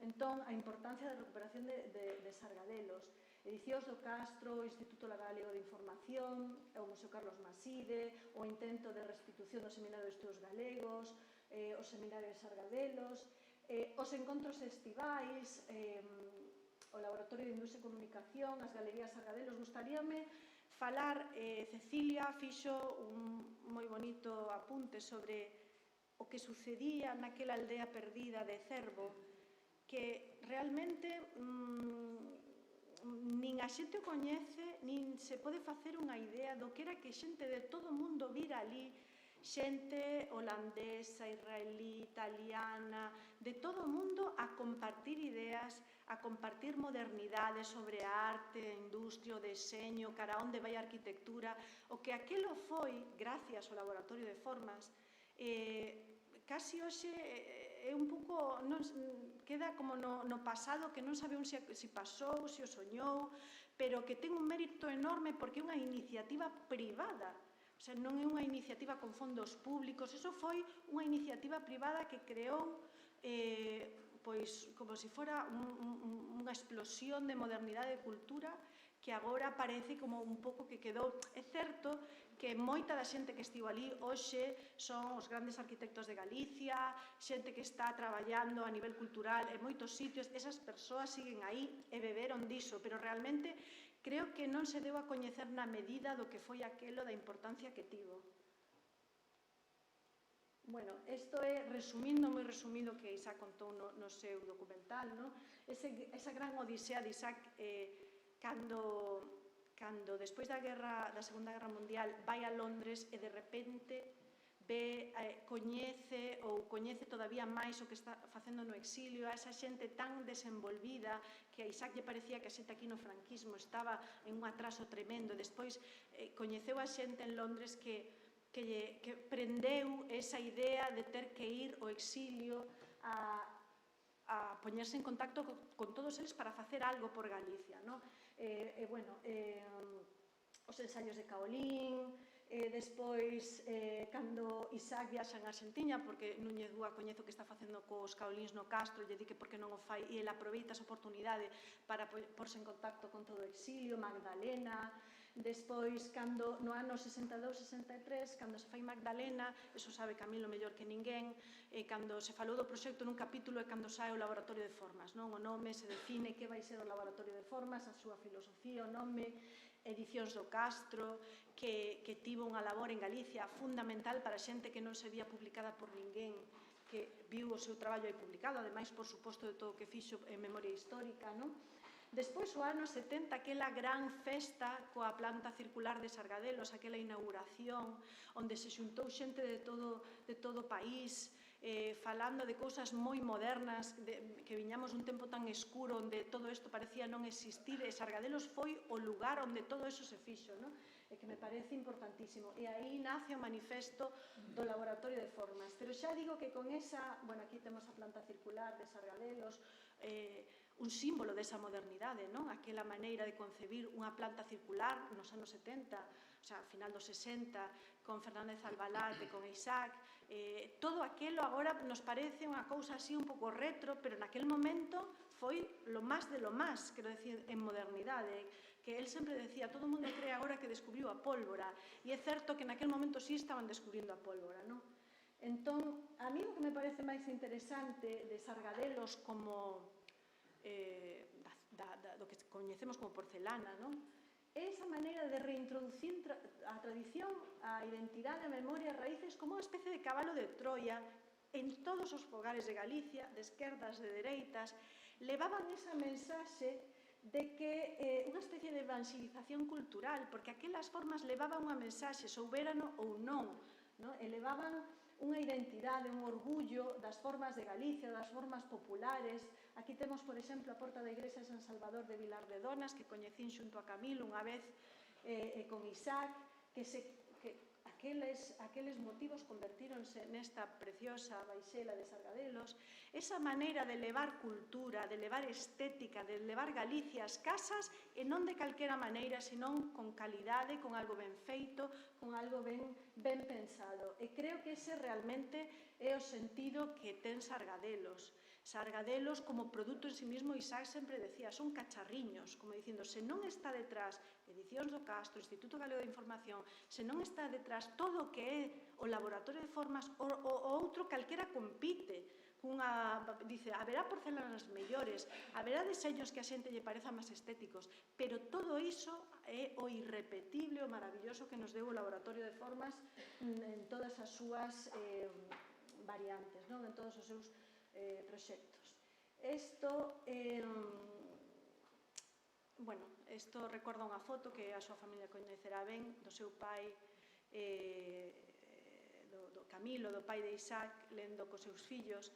Realmente Isaac sí foi capaz de transmitir esa estrela que lle prendera o seu pai na cabeza, de expandir aquela maravilla, facendo unha homenaxe ao seu pai, a que tanto quería, que tan desgraciadamente lle quitaron tan pequeno, e el puido facer un universo, unha fantasía ao redor dese compromiso que el tiña.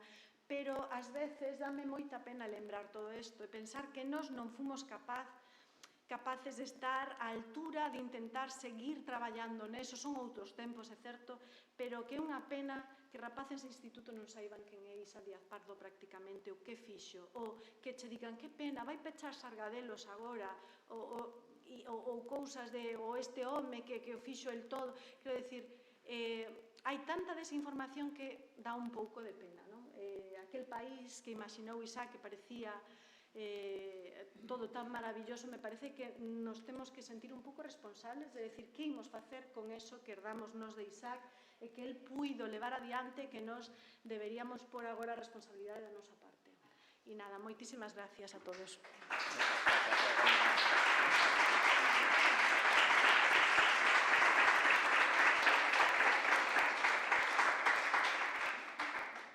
Bueno, moitas grazas, Begoña. Agora María América e Silvia van ao seguinte relatorio e ao final teremos o remate un debate de media hora.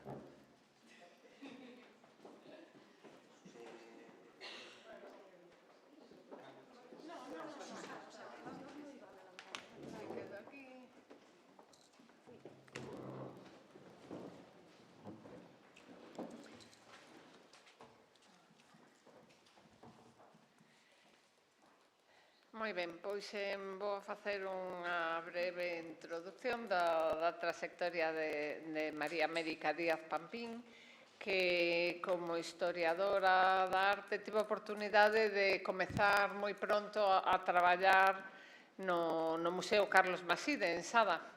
Despois estuvo na Galería de Sargadelos en Barcelona e finalmente tamén traballando no IGI. Entón, polo tanto, ten esa visión múltiple de algunhas das facetas que decíamos que éramos conscientes de que non nos daba tempo a falar de todas as facetas de Isaac, pero tamén nos parecía importante esa cuestión de xestión cultural, do traballo que levaban a cabo no IGI para facer a difusión da cultura galega e tamén as galerías, que é verdade que agora non somos conscientes do esforzo que se fixo e que falará tamén un pouco María América do esforzo que se fixo por divulgar a cultura galega e acoller nas distintas sedes das distintas galerías.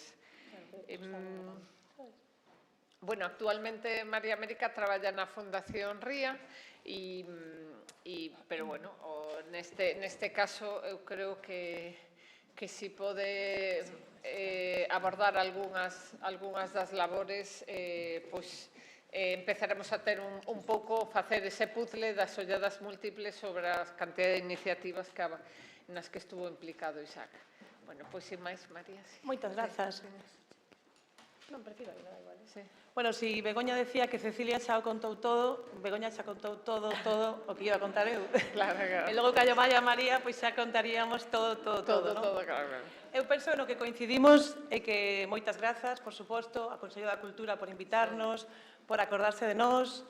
A verdad que, bueno, como decía Begoña, estamos moi contentas porque realmente encontrarnos despois de 20 anos, non? Pois con María, con Begoña.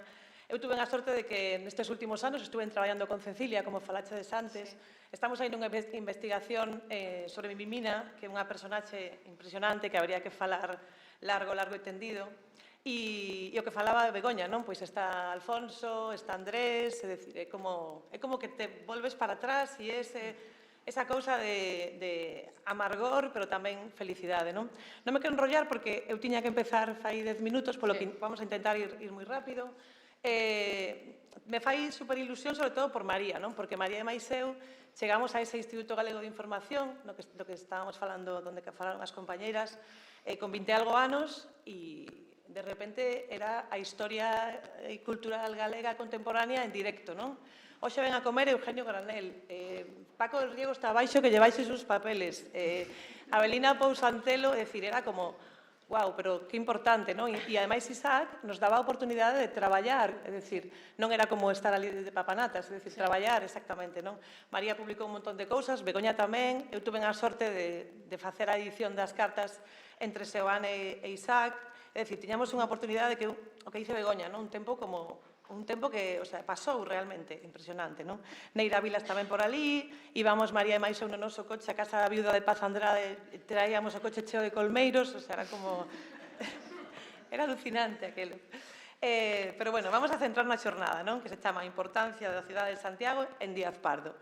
Eu o que vou intentar repasar pois ese Isaac neno xogando aquí nas rúas nas rúas onde naceu, a influencia do seu pai, por suposto, ese taller de Camilo, non? Que era como o centro, museo, biblioteca, taller onde estaba todo o mundo, e ese Isaac adolescente, políticamente moi activo, e como todo eso, pois, coa chegada da Guerra Civil, bueno, pois se trunca. Como todos sabemos que esa historia xa a contamos moitas veces, non? Pero, bueno, vamos a repetila.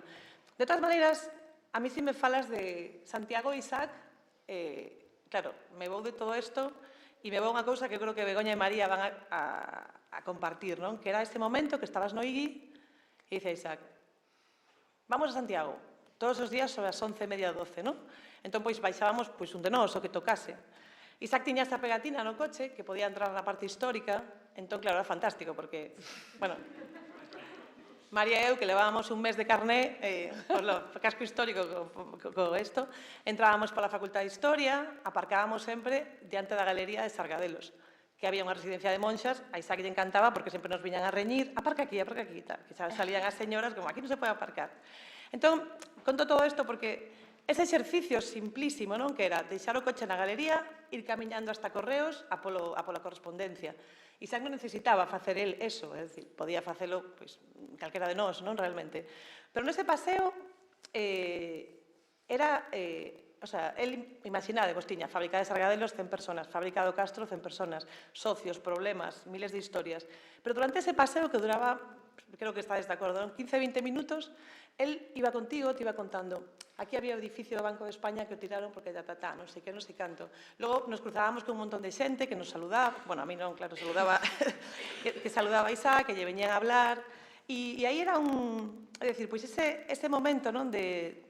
Para min esa conexión de Isaac-Santiago, pois era eso, non? Que veías que el, é dicir, realmente se sentía como que formaba parte, non? De Compostela. Eu creo que formaba parte, e como xa sabemos todos, pero vamos a repasar agora, el tuvo que salir de Santiago como dunha maneira abrupta, pois eu creo que tiña esa carencia, non? Ese cariño por Santiago. Como vos decía, eu o que vou a repasar aquí, pois vai a ser... Empezando, por suposto, para entender a Isaac hai que entender a Camilo, non? Se non é imposible. Eu penso que todos os que estamos nesta sala sabemos moitas cousas, é dicir, Camilo Díaz Baliño, escenógrafo, artista, nace en Ferrol, viaxa por, bueno, sabedes que isto é na Coral de Ruada en América, é unha persona que se move internacionalmente, colabora con Isaac Fraga. Isaac decía que él se chamaba Isaac por Isaac Fraga, por este empresario artístico que lle daba traballo a Camilo. Monta o seu taller, como sabemos, pois na Rúa de Hortas, aquí ao lado, a Casa da Tumbona, que se converteu en un punto de referencia, non? Non vou a ler todos estes nomes, pero podemos pechar os ollos e imaginar ese taller, non? Estaba aí Ángel Casal, alcalde de Santiago, editor de Editorial Nós, moi amigo de Camilo, pero tamén estaba ese Seoane.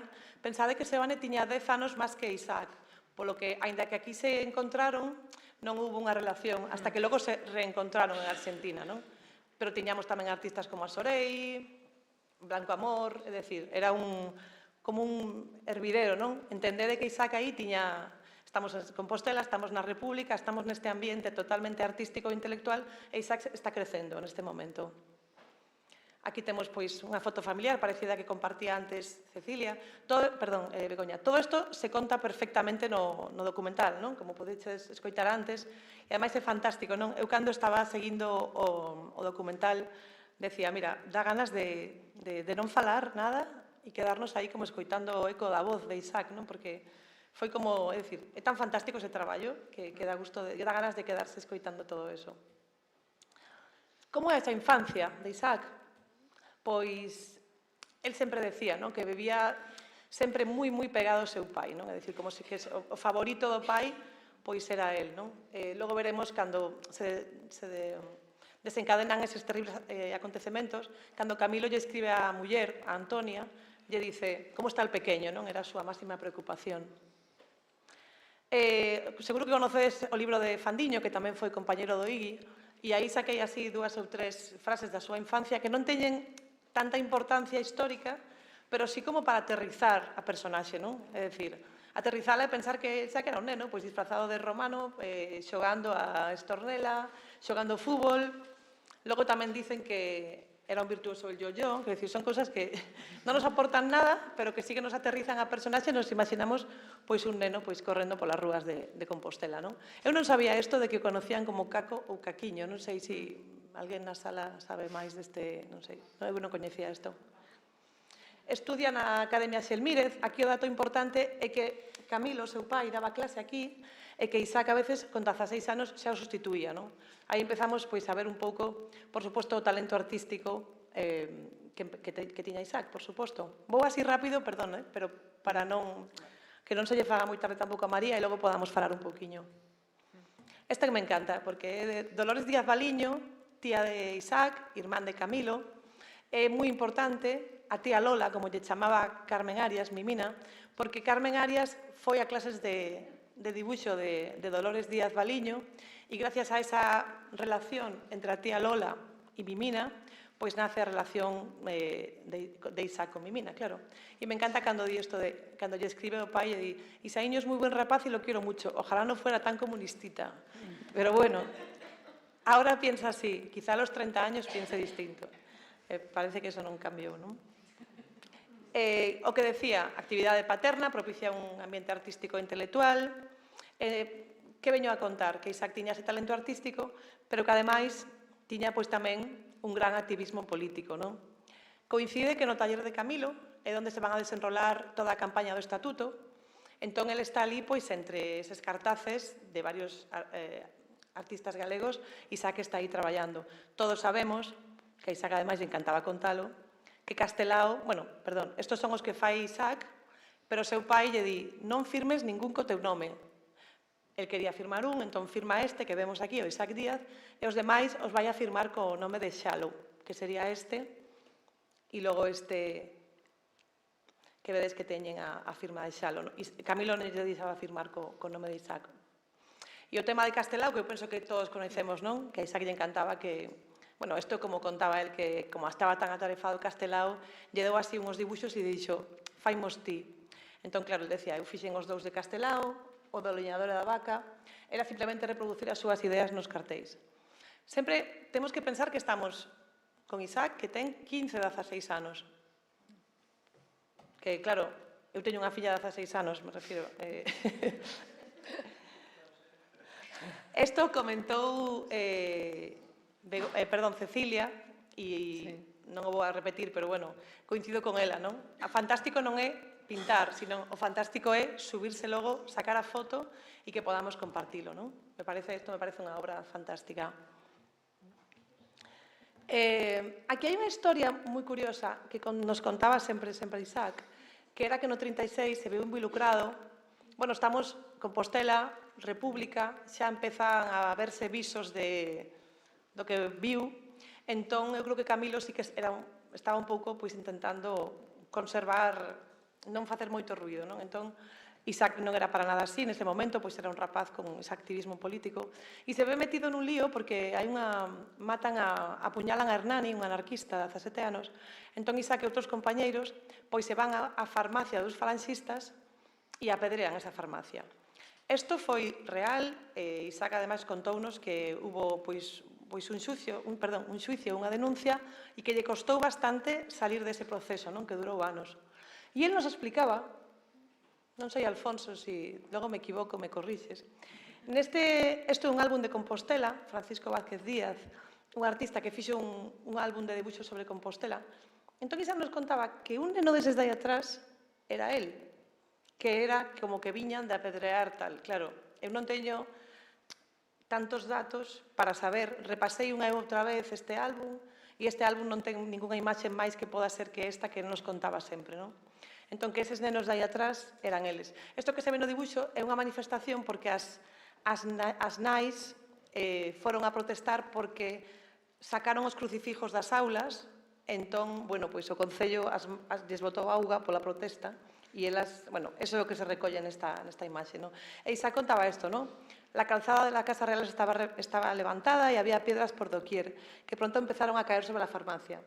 Alguna de las piedras la lancé yo.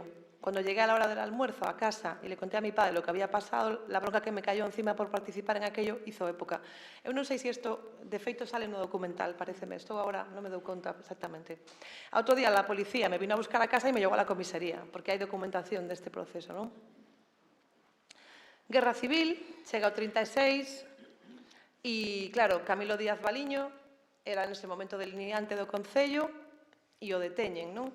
Entón, el mismo decía: Antonio, estou bien, eu penso que isto ten que ser algunha calumnia ou unha confusión, porque non era unha figura realmente tan activa como para que acabara como acabara, non? Realmente.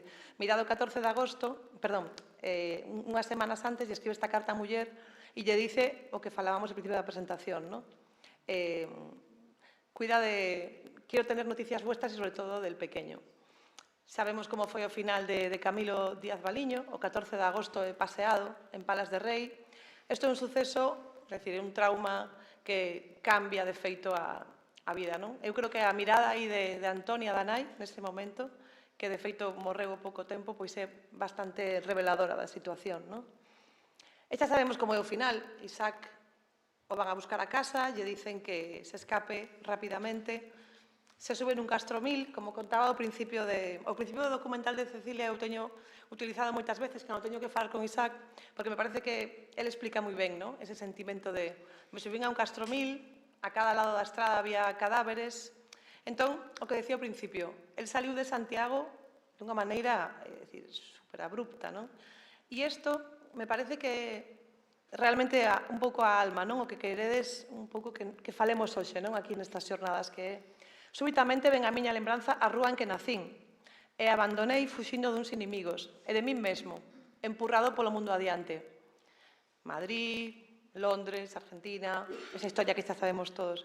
Mas eu fiquei sempre no fondal da Rúa das Hortas en Santiago, non? Que era a sensación que me daba a min, polo menos, cando camiñábamos por aquí, pola zona bella de Santiago, que ele era como ese neno dos anos desa república, non? En Santiago neste momento. E nada máis. Gracias.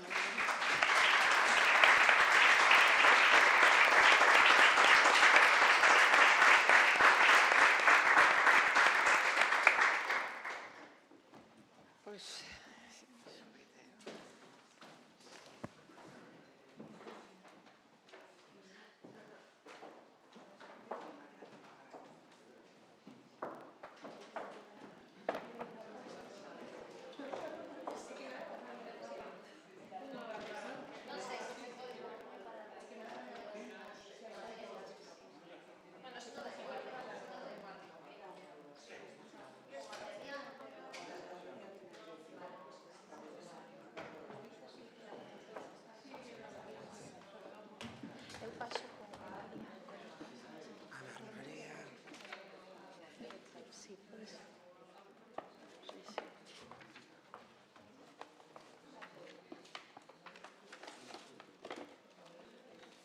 Traigo aquí.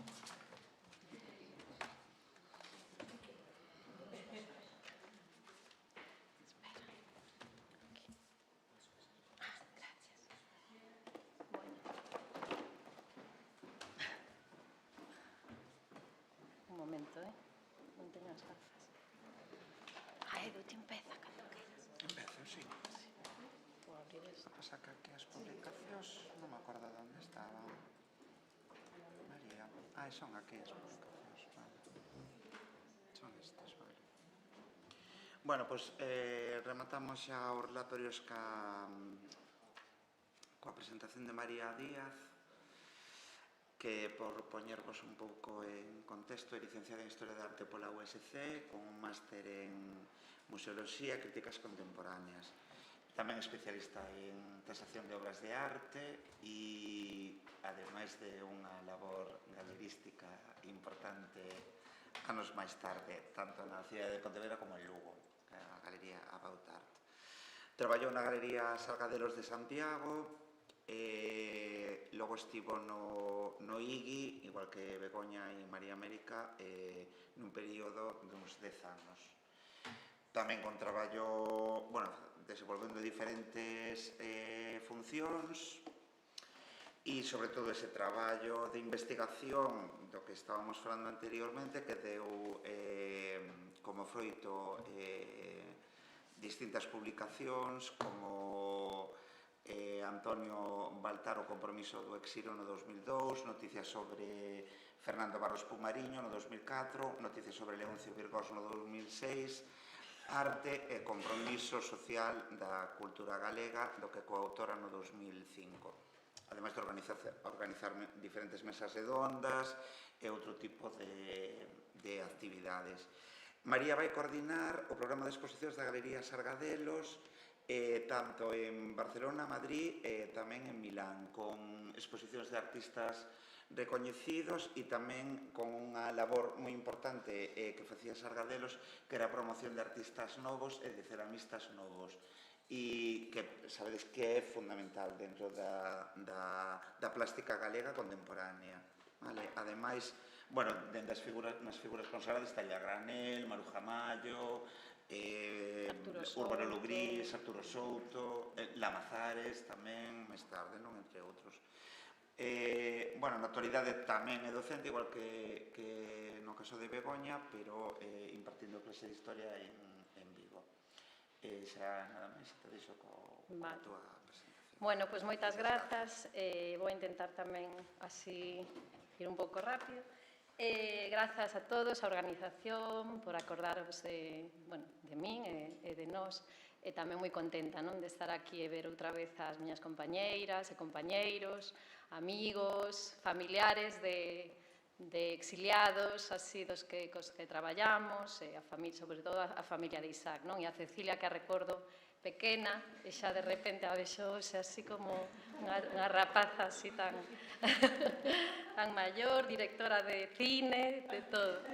Bueno, non me quero así liar moito, e, eu a verdade é que puxen esta foto porque sabía que iba de última, que non podería decir nada novo, ou seja, nada interesante así. Co cal dixen, pois vou a falar un pouco de Isaac a través da miña experiencia, pois que eso só lo podo contar eu. No IGI, non? E, esta foto, así, atrevíme a poñela porque gustame moito e, ademais, ten esa cousa de Isaac, non ese cariño que lle tiñamos. Eu o recordo sempre a Isaac, ou seja, todos os días o recordo para todo, así traballando, en calquer sitio, non? Entón, como unha homenaxe tamén a él.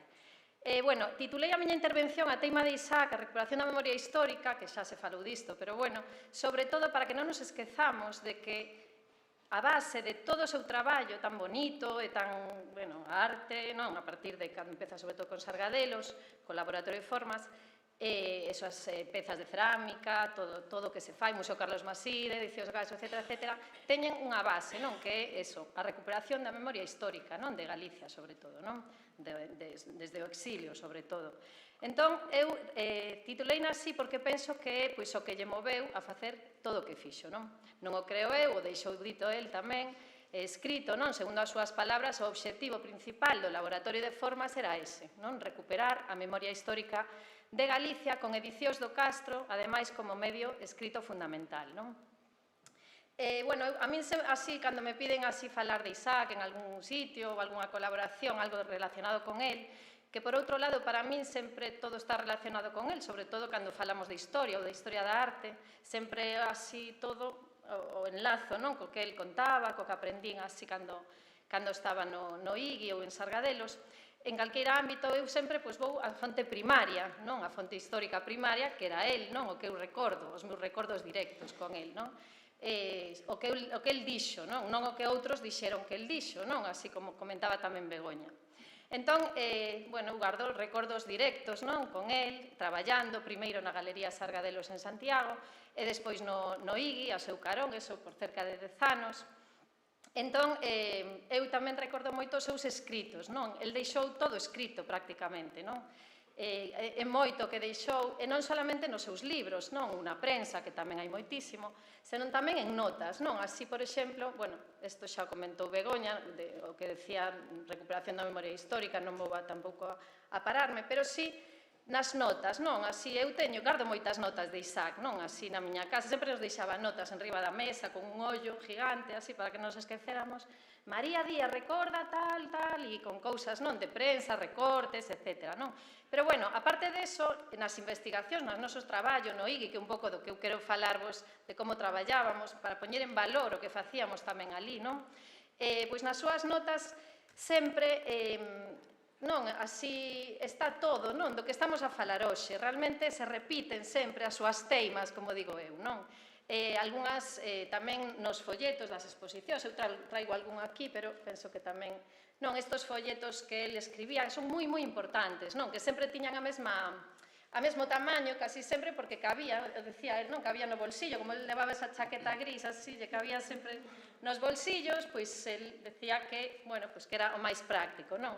Tamén, bueno, nestos folletos, nos lomos dos libros, non? Así, nestas pequenas notas é onde está realmente o seu pensamento, non? Está o máis importante, porque se repite, non? En todos os libros repítense estes textos coidadosamente así escritos por el, non? E revisados. Entón, esa información corporativa, ás veces di moito máis que outros libros ou outras cousas que salen por aí, non? Eu penso que aquí é onde está realmente o pensamento máis puro del, non? E os que coñecimos ben, sabemos que aí están eso, pois todas as súas teimas, as máis profundas, non? As que repetía constantemente, que hoxe ademais saían, non? Así na película, nos vídeos, no documental de Cecilia, non? Da exposición, era él constantemente esas cousas que sempre repetía, non? E, bueno, el ademais as repetía e quería que as aprendéramos, non? Así, pasábamos tanto tempo con el que el nos quería pois ensinar todas as súas cousas, non? E por iso a min góstame moito sempre volver ao seu libro, non? Ao seu libro Galicia Hoy, que tamén teño aquí, non?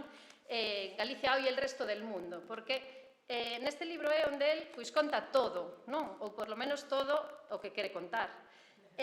Na primeira páxina atopamos así unha declaración de intención, se me permitides, xa sei que vou con pouco tempo, pero algo podería así. Vou a ler un pequeno así texto que escribe el eso, na primeira páxina, que a min parece moi interesante. Empiezo por dedicarle estas páginas a los poetas de mi tiempo, a los que padecieron la historia por amar la justicia, la libertad y la solidaridad de los hombres, a los que tuvieron que vivir en el exilio por sus ideas y nos dejaron ese ejemplo de lealtad. También a los que luchan por que Galicia y el resto del mundo sea mejor y más justa. Las dedico también contra los que hacen negocio a costa de Galicia, contra el ángel desmemorizador de nuestra existencia, contra los que nos tienden trampas en el camino para equivocarnos y hacernos caer en pozos de insolidaridad. Pero sobre todo, el homenaje se lo dedico a los exiliados, que decidieron su lealtad voluntariamente, en dificilísimas circunstancias y de una forma colectiva, no individual ni racial, como jamás se había conocido, lo que supuso un hito en el desarrollo del intelecto y de la dignidad del hombre. Bueno, isto pareceme eso, pois un pouco o seu pensamento máis puro e polo que el traballa sempre, non? E despois tamén volvo moitas veces eso, ao verdadeiro libro, non?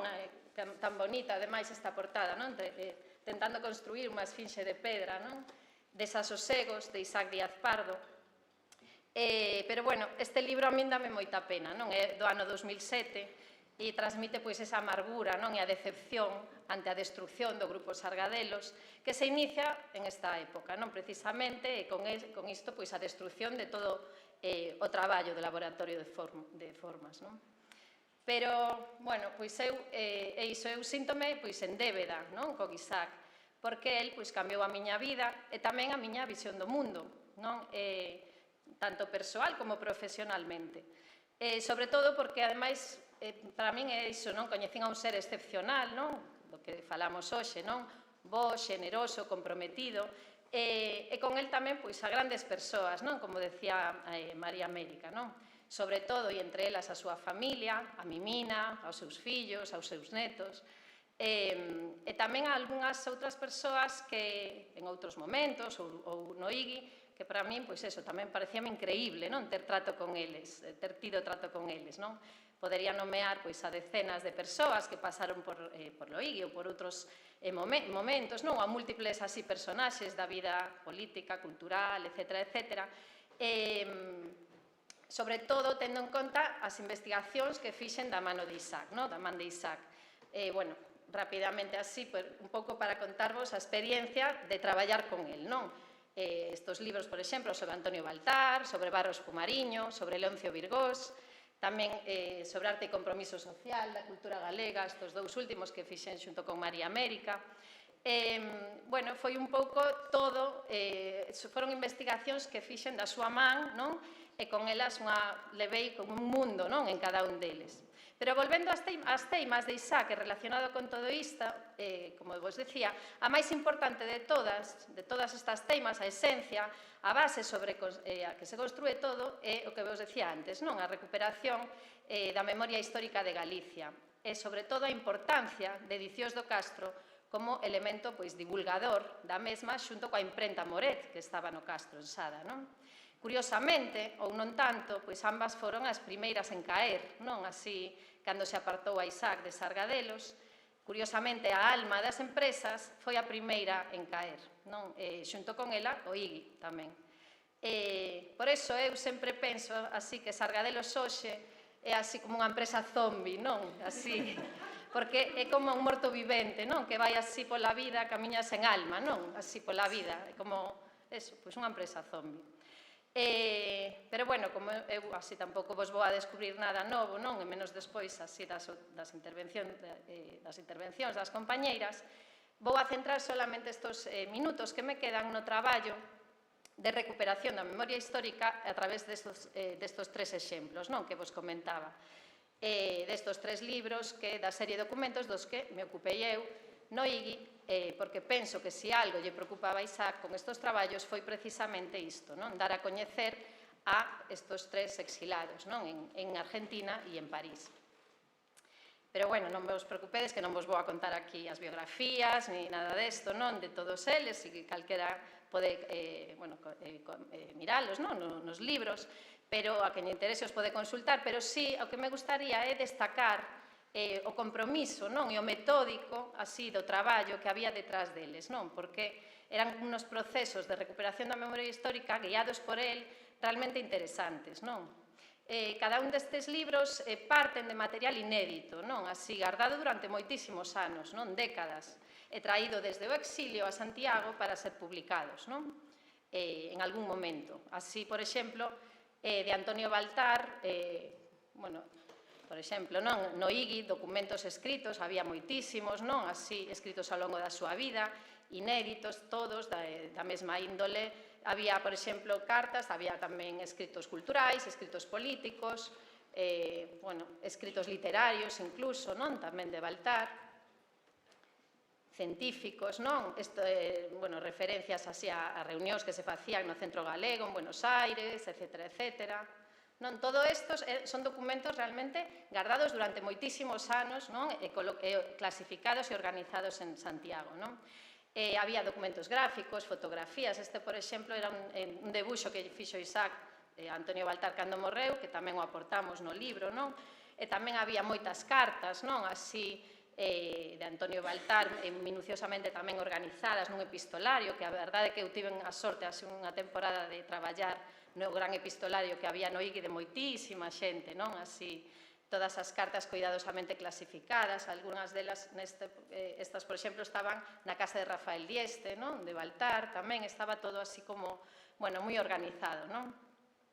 E tamén gardo así moitas notas, non, de Isaac, manuscritas, outras escritas así coa súa máquina, non, que aporta o nome de máis médicos e máis científicos que había que recuperar, non, así exilados, non, máis e máis. Eu atopo así nos meus arquivos, non, notas del, no que aparece o nome de moitos, non, pois eso, Ignacio Rivas, químico, Miguel tal, médico, tal, astrónomo. El tiña a necesidade da urxencia de recuperar a memoria así de todos eles, sempre con esa obsesión de urxencia por rememorar así a tantas e tantas persoas que quedaron no olvido, non só da estética, da cultura, da literatura, como decía antes Ramón, sino tamén do que era menos vistoso, como a ciencia, a economía, por exemplo, neste caso médicos, científicos, químicos, bueno, de esa rama, digamos, que non parece cultura, non? E que para él sí que o era.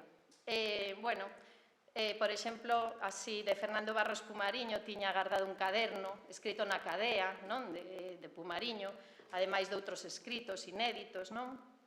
Este caso foi así especialmente bonito porque Isaac o tivo presente como pendente de recuperar así a súa memoria xunto a outros moitos, non? Pero a súa documentación inédita viaxou con Barros Pumariño desde a cadea, deses seus anos de cadea, pasando polo exilio en París, despois, cando morreu, pasou a mans da súa irmán, e, bueno, ata que chegou ás mans de Arturo Cuadrado, que desde Argentina faloulle a Isaac sobre estes documentos, non? E durante moitos anos, viaxaron con Cuadrado, non? Bueno, no libro aportamos así as cartas, non? Que Isaac e Cuadrado se cruzan, onde Isaac bueno, lle pide constantemente, ano tras ano, que lle envíe, por favor, a documentación de Barros Pumariño para poder publicala durante moitos anos, non? Así, bueno, está todo aí recollido, non?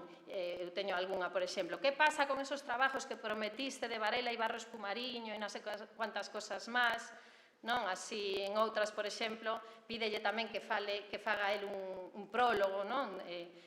Sobre elas, e, bueno, realmente así é como repite ata que consigue, non? Que lle cheguen esta documentación, non? Unha delas que está moi ben, do ano 1989, dice: déjate de coñas, querido e amigo admirado Arturo, y manda esos originales inéditos de Varela y Pumariño, con tus limiares y testimonios de su época y de ellos mismos, ¿no? Tamén engade, debías hacer a sí mismo unas memorias, esto era muy importante, y todo se presentaba de una vez en Santiago en un importantísimo acto. Ya me arreglaría yo para traerte. Tú eres una pieza importantísima en el ajedrez de la historia del exilio, pero rehuyes el dejarnos este testimonio y es una equivocación. Non, el sempre querendo, non, así traer así a xente a, bueno, e dalos a coñecer, non, así.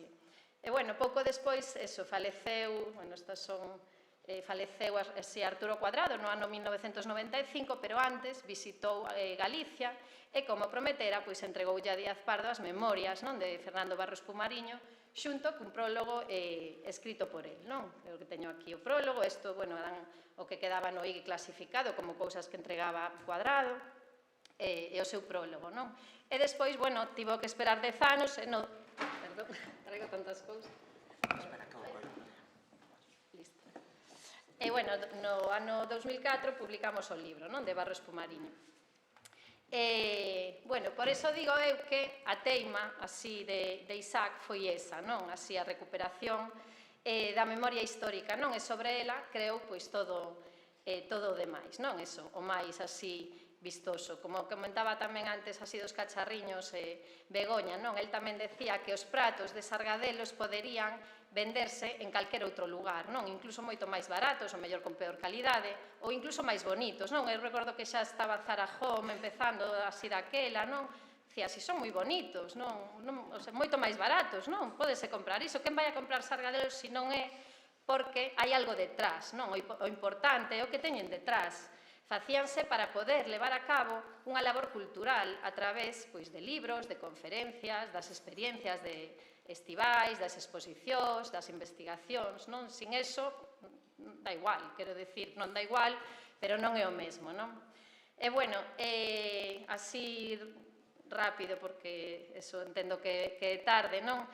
Simplemente comentar así, bueno, pois que Isaac sempre tiña na súa cabeza e apuntadas todos os contactos posibles para facer todas as investigacións pendentes, non? Por exemplo, con Barros Pumariño levounos así, eu coñecín a Eduardo Aro Teglen, supoño que vos sona a todos, non? Así, porque foi amigo de Fernando Barros, conseguimos que viñera a Galería de Santiago, que dera unha conferencia, con moitísima xente. Eu, claro, daquela eu non coñecía a Aro Teglen de nada, que pásame un pouco de María América, eu agora non digo, pero eu, claro, estaba con unha xente, en plan, o premio Nobel de, non, así, Pérez Esquivel comendo ali no Igui, o premio Nobel, non tal, cousas así moi surrealistas, non?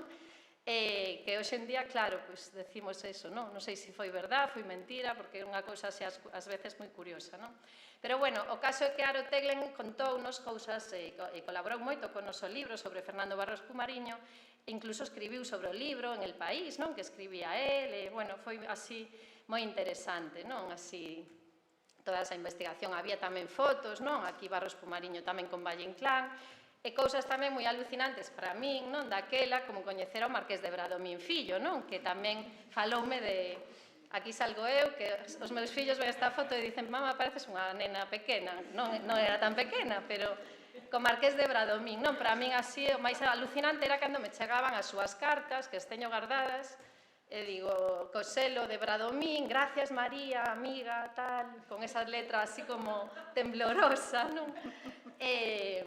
Bueno, pois sí, cousas así moi locas, pero moi, non sei, moi alucinantes, pero sobre todo, non? Xa, así, xa non tanto de broma, realmente estas persoas axudáronnos a completar os nosos libros, as nosas investigacións, non? Así, estaba todo guiado por él, realmente, nos éramos historiadores que axudaban, bueno, licenciadas en Historia, que traballábamos moito con él e axudábamos a facer as cousas, pero realmente él tiña todo como tiramos de aquí, tiramos un pouco de aló, non? E era, bueno, e despois tamén, moi interesante, así, bueno, as miñas cartas así con Valle Inclán, que son así, pero é moi interesante que a nota proloquial deste libro non la fixo de eso, don Paco del Riego, que o pobre estaba xa moi así malito, así daquelas, bueno, aquí estamos as tres, por eso a foto con Isaac, non? Na casa de don Paco del Riego, que fixo así a nota proloquial, porque claro, o prólogo xa o fixera Arturo Cuadrado antes de morrer, entón a nota proloquial a fixera don Paco del Riego, non? Pero bueno, o que quero decir é que detrás destas investigacións había moitísimo traballo, non? Así, no Igui había moitísimo traballo, era todo como un puzzle, non? Que había que ir así completando, con materiais depositados no Igui, pero tamén con fontes orais, con consultas, por exemplo, en arquivos, non? No Arquivo da Guerra Civil de Salamanca, no Arquivo General de Administración de Madrid, non? E así chegábannos datos moi reveladores, non? Para completar as vidas destas persoas, non? E moitas veces, bueno, sobre todo, por exemplo, antes falaba con un familiar de Leoncio Virgós, non? Con Xavier, lle comentaba que temos moitísima documentación dos expedientes que chegaban cando solicitábamos, de, por exemplo, cando eran acusados, non? Apartados do seu traballo, bueno, por exemplo, de Virgós, atopamos aquí que o acusaban que como era licenciado en farmacia, podía facer bombas, non? Entón había que apartalo da universidade, quitáronlle o traballo, despois xa o apartaron definitivamente, non? Non me vou así a meter, pero bueno, trouxen así porque teño a documentación para que entendades un pouco non todo o que había detrás, non? Bueno, suspenso de empleo e sueldo por laudo tal militar, suspensión indefinida, tal, bueno, todas as acusacións, non? De cada un deles, bueno, tiñamos así moitas moita documentación sobre todo isto, non? Pero, bueno, eu gardo, por exemplo, con especial cariño tamén os actos, non? Así, das presentacións dos nosos libros, non? O do Antonio Baltar, por exemplo, que foi en Santiago, tamén en Lugo, na Galería Sargadelos, foi moi bonito porque nos acompañou moitísima xente, non? Baltar, ademais, era unha familia así moi coñecida e moi numerosa, non? E gardo especial recordo aquí porque, bueno, aquí isto foi en Lugo, que tamén estaba a galería así chea, non? Así cos nosos tamén familiares e tal. E, bueno, sobre todo, en Maruxa Xoane, non? Así no acto de presentación do libro, non? Sobre Antonio Baltar, que foi, claro, un recordo moi, o sea, para mí moi importante, non? Porque Baltar e Mireia Dieste eran moi amigos de Xoane, de Mimina e de Isaac, por suposto, e de Xoane e Maruxa, non? Tamén. Entón, bueno, pois é unha, así, bueno, unha imaxe así moi interesante, non? Bueno, a colación disto, non sei, estou xa que non dá tempo, non? Sí, algo máis, bueno. Pero non rematamos xa. Nada máis, bueno. Nada, non, simplemente eso, non? Bueno, así como cousa así un pouco así que me facía gracia, non? Falando con María, sempre así, o que tamén comentábamos, que Isaac como que non descansaba nunca, non? Que sempre estaba traballando, como eu xa o coñecín maior, non? Así, María América e eu sempre decíamos que parecía que nos chupaba enerxía, verdad? Porque tiña tanta, decíamos, seguro que se rodea tanta xente, porque nos saíamos todos de traballar así todo o día no Igui, non? E salíamos así como pálidos, así, agotadas, e el seguía ali, e decíamos, este fai algo así coa enerxía de todos nós, non? Traballaba así como sin descanso, non? Bueno, solamente como así, ya noto tu mirada así, nada, eu traía algunhas notas solo porque a min gustame moito ademais as súas letras, non para que as leades, nem nada, como nos explicaba, non? Como había que facer os libros, as marxes de Sargadelos, non? O clásico moderno francés e o de Sargadelos, como hai que escribir, non? Así que isto tamén a teño eu, así a topeina e tal, e, bueno, escribíanos sempre así as cousas que quería que entendéramos ben e tal. Pero, bueno, simplemente, que xa acabo, gustaríame rematar con unhas palabras del, non? Así, nada, 3 líneas, vale? Son palabras que veñen no seu libro Galicia Hoy, outra vez, non? E veñen na páxina 9, son menos que antes, incluso, non me riñas. Bueno, solamente aquí, onde está na páxina 9, aquí. Nada, rematar cunhas palabras del, non? Atrapados como estamos entre el aire y la tierra, no podemos hacernos muchas ilusiones. Todos los premios y castigos que nos puedan dar no van a pasar de aquí. Pero vivir sin un compromiso con el futuro me parece tedioso. Y comprendo y justifico que, en general, quienes pierdan confianza en el futuro traten de obnubilar su presente y dinamitar el mundo. Para seguir viviendo, aunque sea con mentiras, necesitamos condimentar los sueños. Nada más.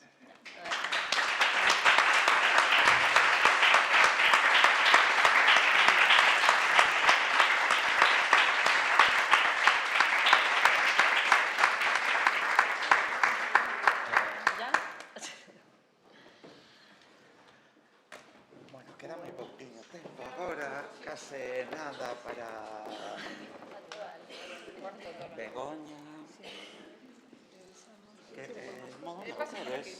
La maleta. Por aquí. Quedamos aquí. Por aquí, por aquí. Sí, que pasaba ela. Para que teña tantas cousas que me vas pasando. Ai, sí. Sí, porque está todo el cartelillo, ¿no?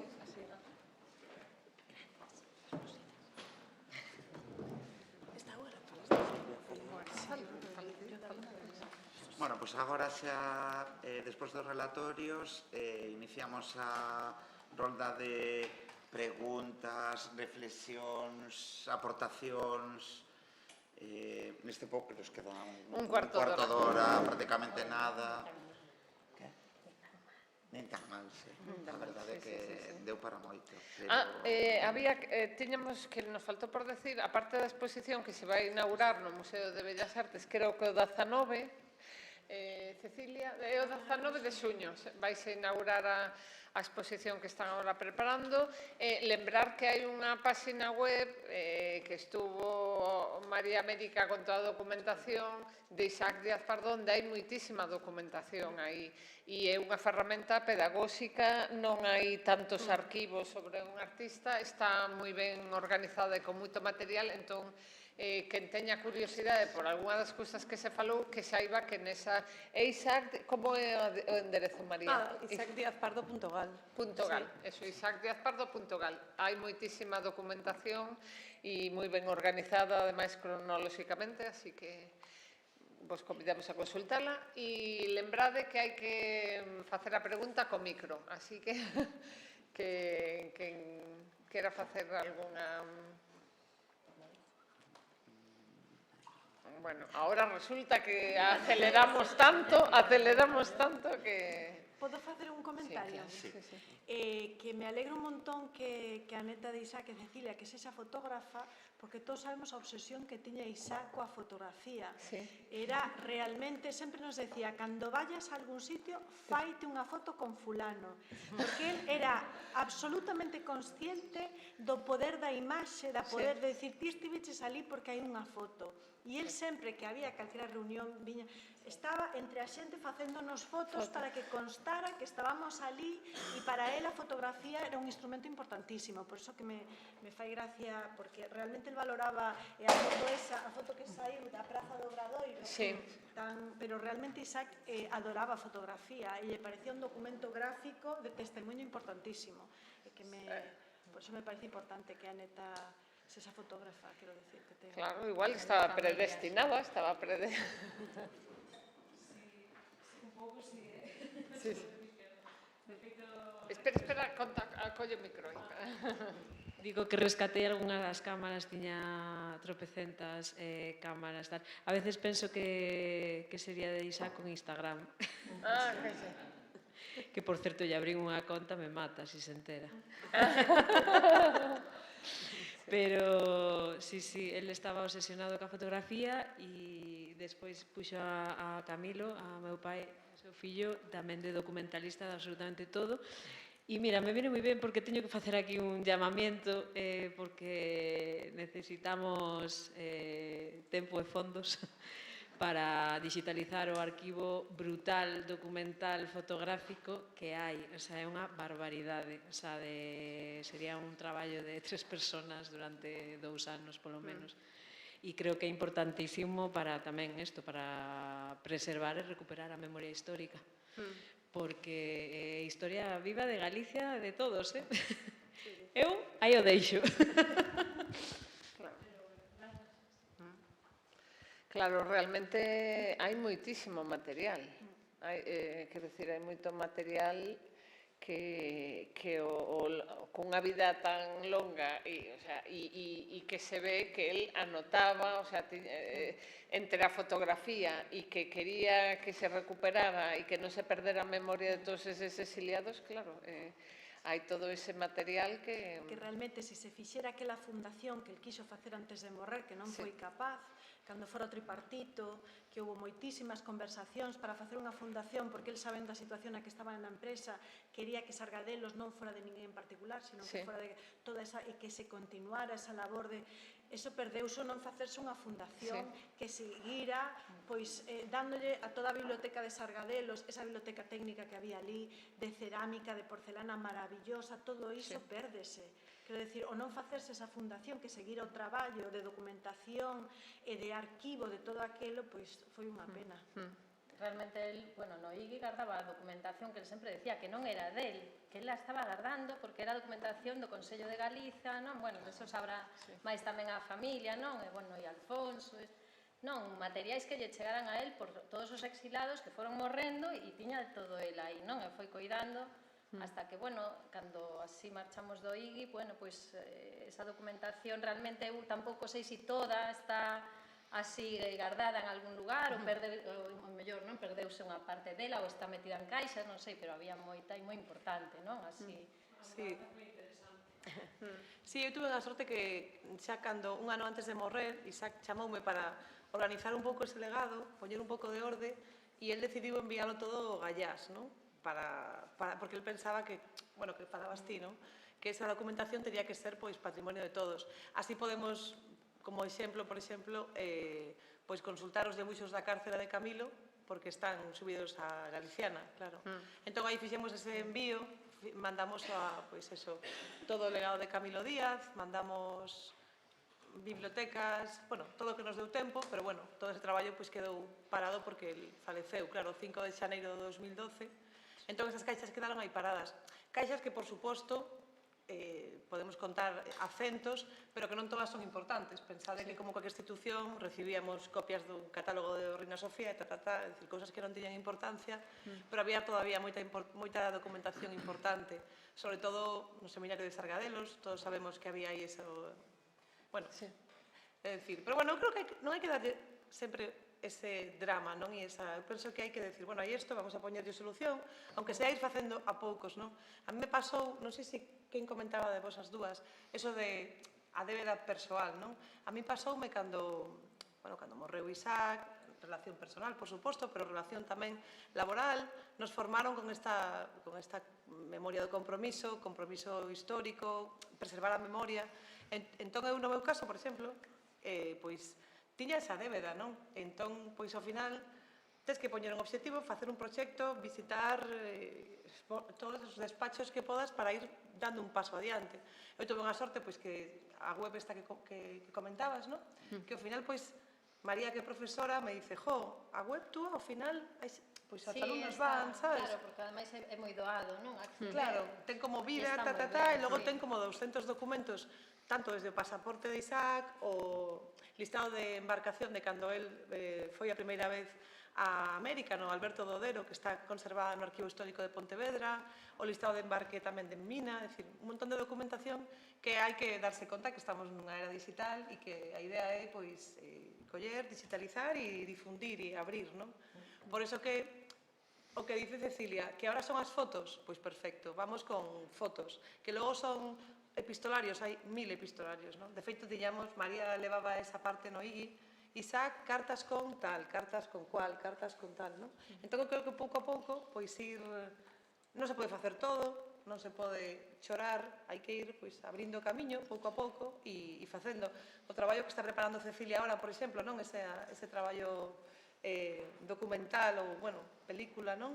É dicir, o tema é o que estamos facendo aquí ahora mesmo tamén, é dicir, pois ir sacando pouco a pouco. Por exemplo, eu agora cando vía todo isto de María, que creo que temos todos notas, non? Me acordaba, digo, é verdad, que temos un montón. Pero bueno, pois todo hai que ir dando pasos e ir difundindo, penso que o que nos enseñaron é que somos historiadoras por facer eso, claro. Bueno, que despois eran conscientes de que, o que eu digo tamén por granel, que eran conscientes de que toda a documentación que estaban movendo era moi importante porque había que conservala porque era parte da nosa identidade. Entón, esa documentación en granel pasa o mesmo, quero dicir, hai documentación, por exemplo, do barco e os documentos, todo eso que dices, bueno, pero ao final hai que guardaron absolutamente todo, porque eran conscientes de que eso era moi importante para todas nós, porque era parte da nosa identidade e que é material tangible, analóxico, agora mesmo realmente, coa cuestión digital cambia radicalmente o tema. De feito, el no documental fala do tema de internet, non? Quero dicir que é verdad que aí había que decir a loita dende internet é outra tamén. Aí tamén nacen outras loitas diferentes, pero guardar toda esa documentación que tú crees que logo, bueno, que dende logo é importantísimo, non? Pero o percorrido desos documentos despois, ti non eres consciente o percorrido que teñen. O sea, no Auditorio de Galicia acaba de haber unha exposición que había documentación do Castro, porque é importantísimo que eso este aí, porque senón xa o teríamos perdido. Ninguén máis se colleu eso. Sí. Hai dúas cousas. Eu descubrín, cando empecé a facer con Cecilia esa investigación sobre Mimina, que Mimina, o sea, ten un traballo feito desde que conoce a Isaac. Isaac empeza a aparecer en prensa como pintor, cando na etapa de Madrid. Esos álbumes son ouro, o sea, ouro, álbum, fotografía, escrito na súa letra, e logo a noticia de xornal, de todos os periódicos. E iso hai desde o ano, digamos, 40 e algo, hasta despois de morto. Eso existe. este material. E é fantástico, claro. É realmente un labor documental impresionante, non? Sí, sí. Bueno, funcionan dun modo parecido e despois tamén o que é interesante é como crean a rede. Falamos moito da rede agora e naquele momento que non hai móviles, non hai tal, non hai cual, que decir, a rede funcionaba de forma totalmente eficiente porque eran moi eficientes, que decir, eu tamén o vivo na Fundación Granel constantemente, o mesmo temos, a Granel tiña unha Wikipedia persoal analóxica, pero con todos os temas, tal, que me lembra nese senso de como se garda esa documentación, porque é algo importante para o futuro, porque é a nosa identidade, con as diferencias, realmente. Sí, pero era a mesma maneira de... Isaac se levantaba, collía todos os xornais galegos e nacionais, recortaba todas as noticias, logo nas poñía, e tiñas que ir arriba e poñía política, cultura, castelao, arquitectura. E claro, todo eso está perdido, non vale para nada, non? Pero neste momento, cando había que consultar, aparte, creo que nos poñía probas sempre, non? Isaac quería facer que as túas investigacións que el tiña na cabeza que había que facer, iba deixando notas. Se fora eu faría así. Ou se fora tal, buscaría por ali. Ou te deixaba un traballo para facer sin decirte lo que facer. O sea, facíanos un pouco as cousas ao revés do que nos gustaba, non? Por exemplo, eu era de Historia da Arte, María era de Historia, e entón a ela daba aos artistas e a min, pois, a outros que non eran artistas. Non vai a ser que eu me gustara moito e se me fora así, me pasara de rosca, non? Sí. Facía cousas así. Aí tiñamos a esa fantástica Gloria López, Charo Portela, Alfonso, que eran máis maiores que nós, entón nos decía, tranquilas, que non vos preocupedes, porque era como, pero como vou a facer eu isto, non? Unha vez nos fixe unha cousa, as tres, O da pintura. Nos levou a parte de arriba do Igui, que había un David, había un aula de las artes. E nos sentou e dixo, dibuixade isto. Claro, eu dibujar, o sea, e María iba como, pero como? E nos estuvo ali unha hora e media dibuixando. E logo dixo, bueno, me entregades os dibuixos, tal. O como cando nos puxo Tempos Modernos, que lle encantaba de Chaplin, porque decía que, claro, que a fabricación non podía ser así, que lo era unha parodia. A un obreiro, porque el coidaba moitísimo eso, quería que as mulleres tiveran luz natural traballando, que fora un ámbito amable, tiña un comedor maravilloso, cun cociñeiro maravilloso, para que a xente comera barato, de calidade, tanto no Castro como en Sargadelos, que era unha maravilla. E entón, el, coidaba todas esas cousas. Quero decir que era unha maravilla traballar ali. O de dibuixo supestes para que foi, non? Eu creo que quería ver se salía unha diseñadora dali. Non sei, era moi contradictorio. O mejor foi que Begoña, Begoña o fixo en plan perfecto, como era aí, super técnico e tal. E eu recordo que eu, o sea, tive que poñer como outro folio porque non me daba, entón as pernas eran outro pegado. Que non gravara. Pero non me saía tan mal, entón me dixera el, ti xa sabes debuxar, non sei que, así como... No, algo así, non? E tal, non se sabía moi ben, despois así co tempo, ás veces daste de conta, e claro, el seguramente facía as cousas, outras veces xa a mí non me dan así as neuronas para entender, non así, para que desfacía, pero aprendimos moito con el, non? Nos ponía música argentina, eu recordo, eu escoitando a Atahualpa Yupanqui, non sei que, así, cando estaba así en Santiago e tal, e cousas así moi interesantes, non?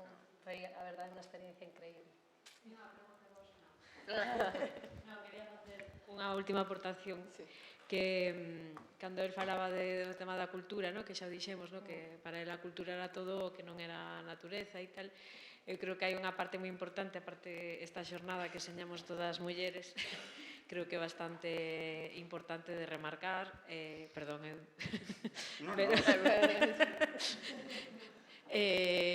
maioritariamente hoxe, increíblemente, somos todas mulleres. Eu creo que é algo que o quería resaltar, se me olvidou, porque xa vos digo que teño unha amalgama de datos que non acabo de organizar.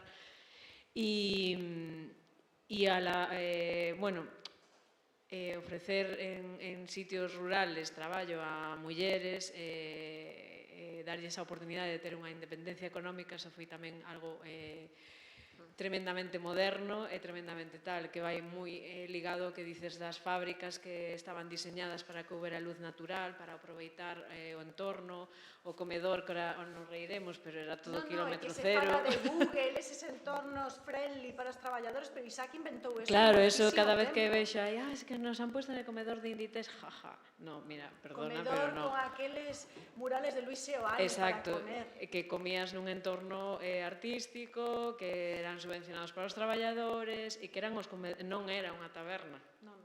Non era un bar, era o comedor dos traballadores, sobre todo das traballadoras, que eran maioritariamente as que formaban parte de Sargadelos.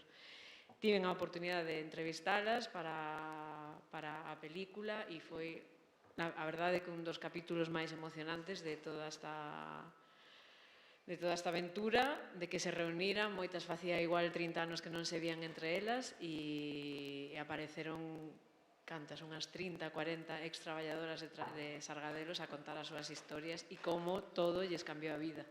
Entón, a cultura tamén é facer parte ás mulleres do texido cultural. Entón, isto xa o fixo el. Simplemente. Moi ben, pois podemos pechar aquí puntualmente as 8. Así que grazas a todos por vir e por compartir todos estas jornadas sobre Isaac Díaz Pardo. Moitísimas gracias.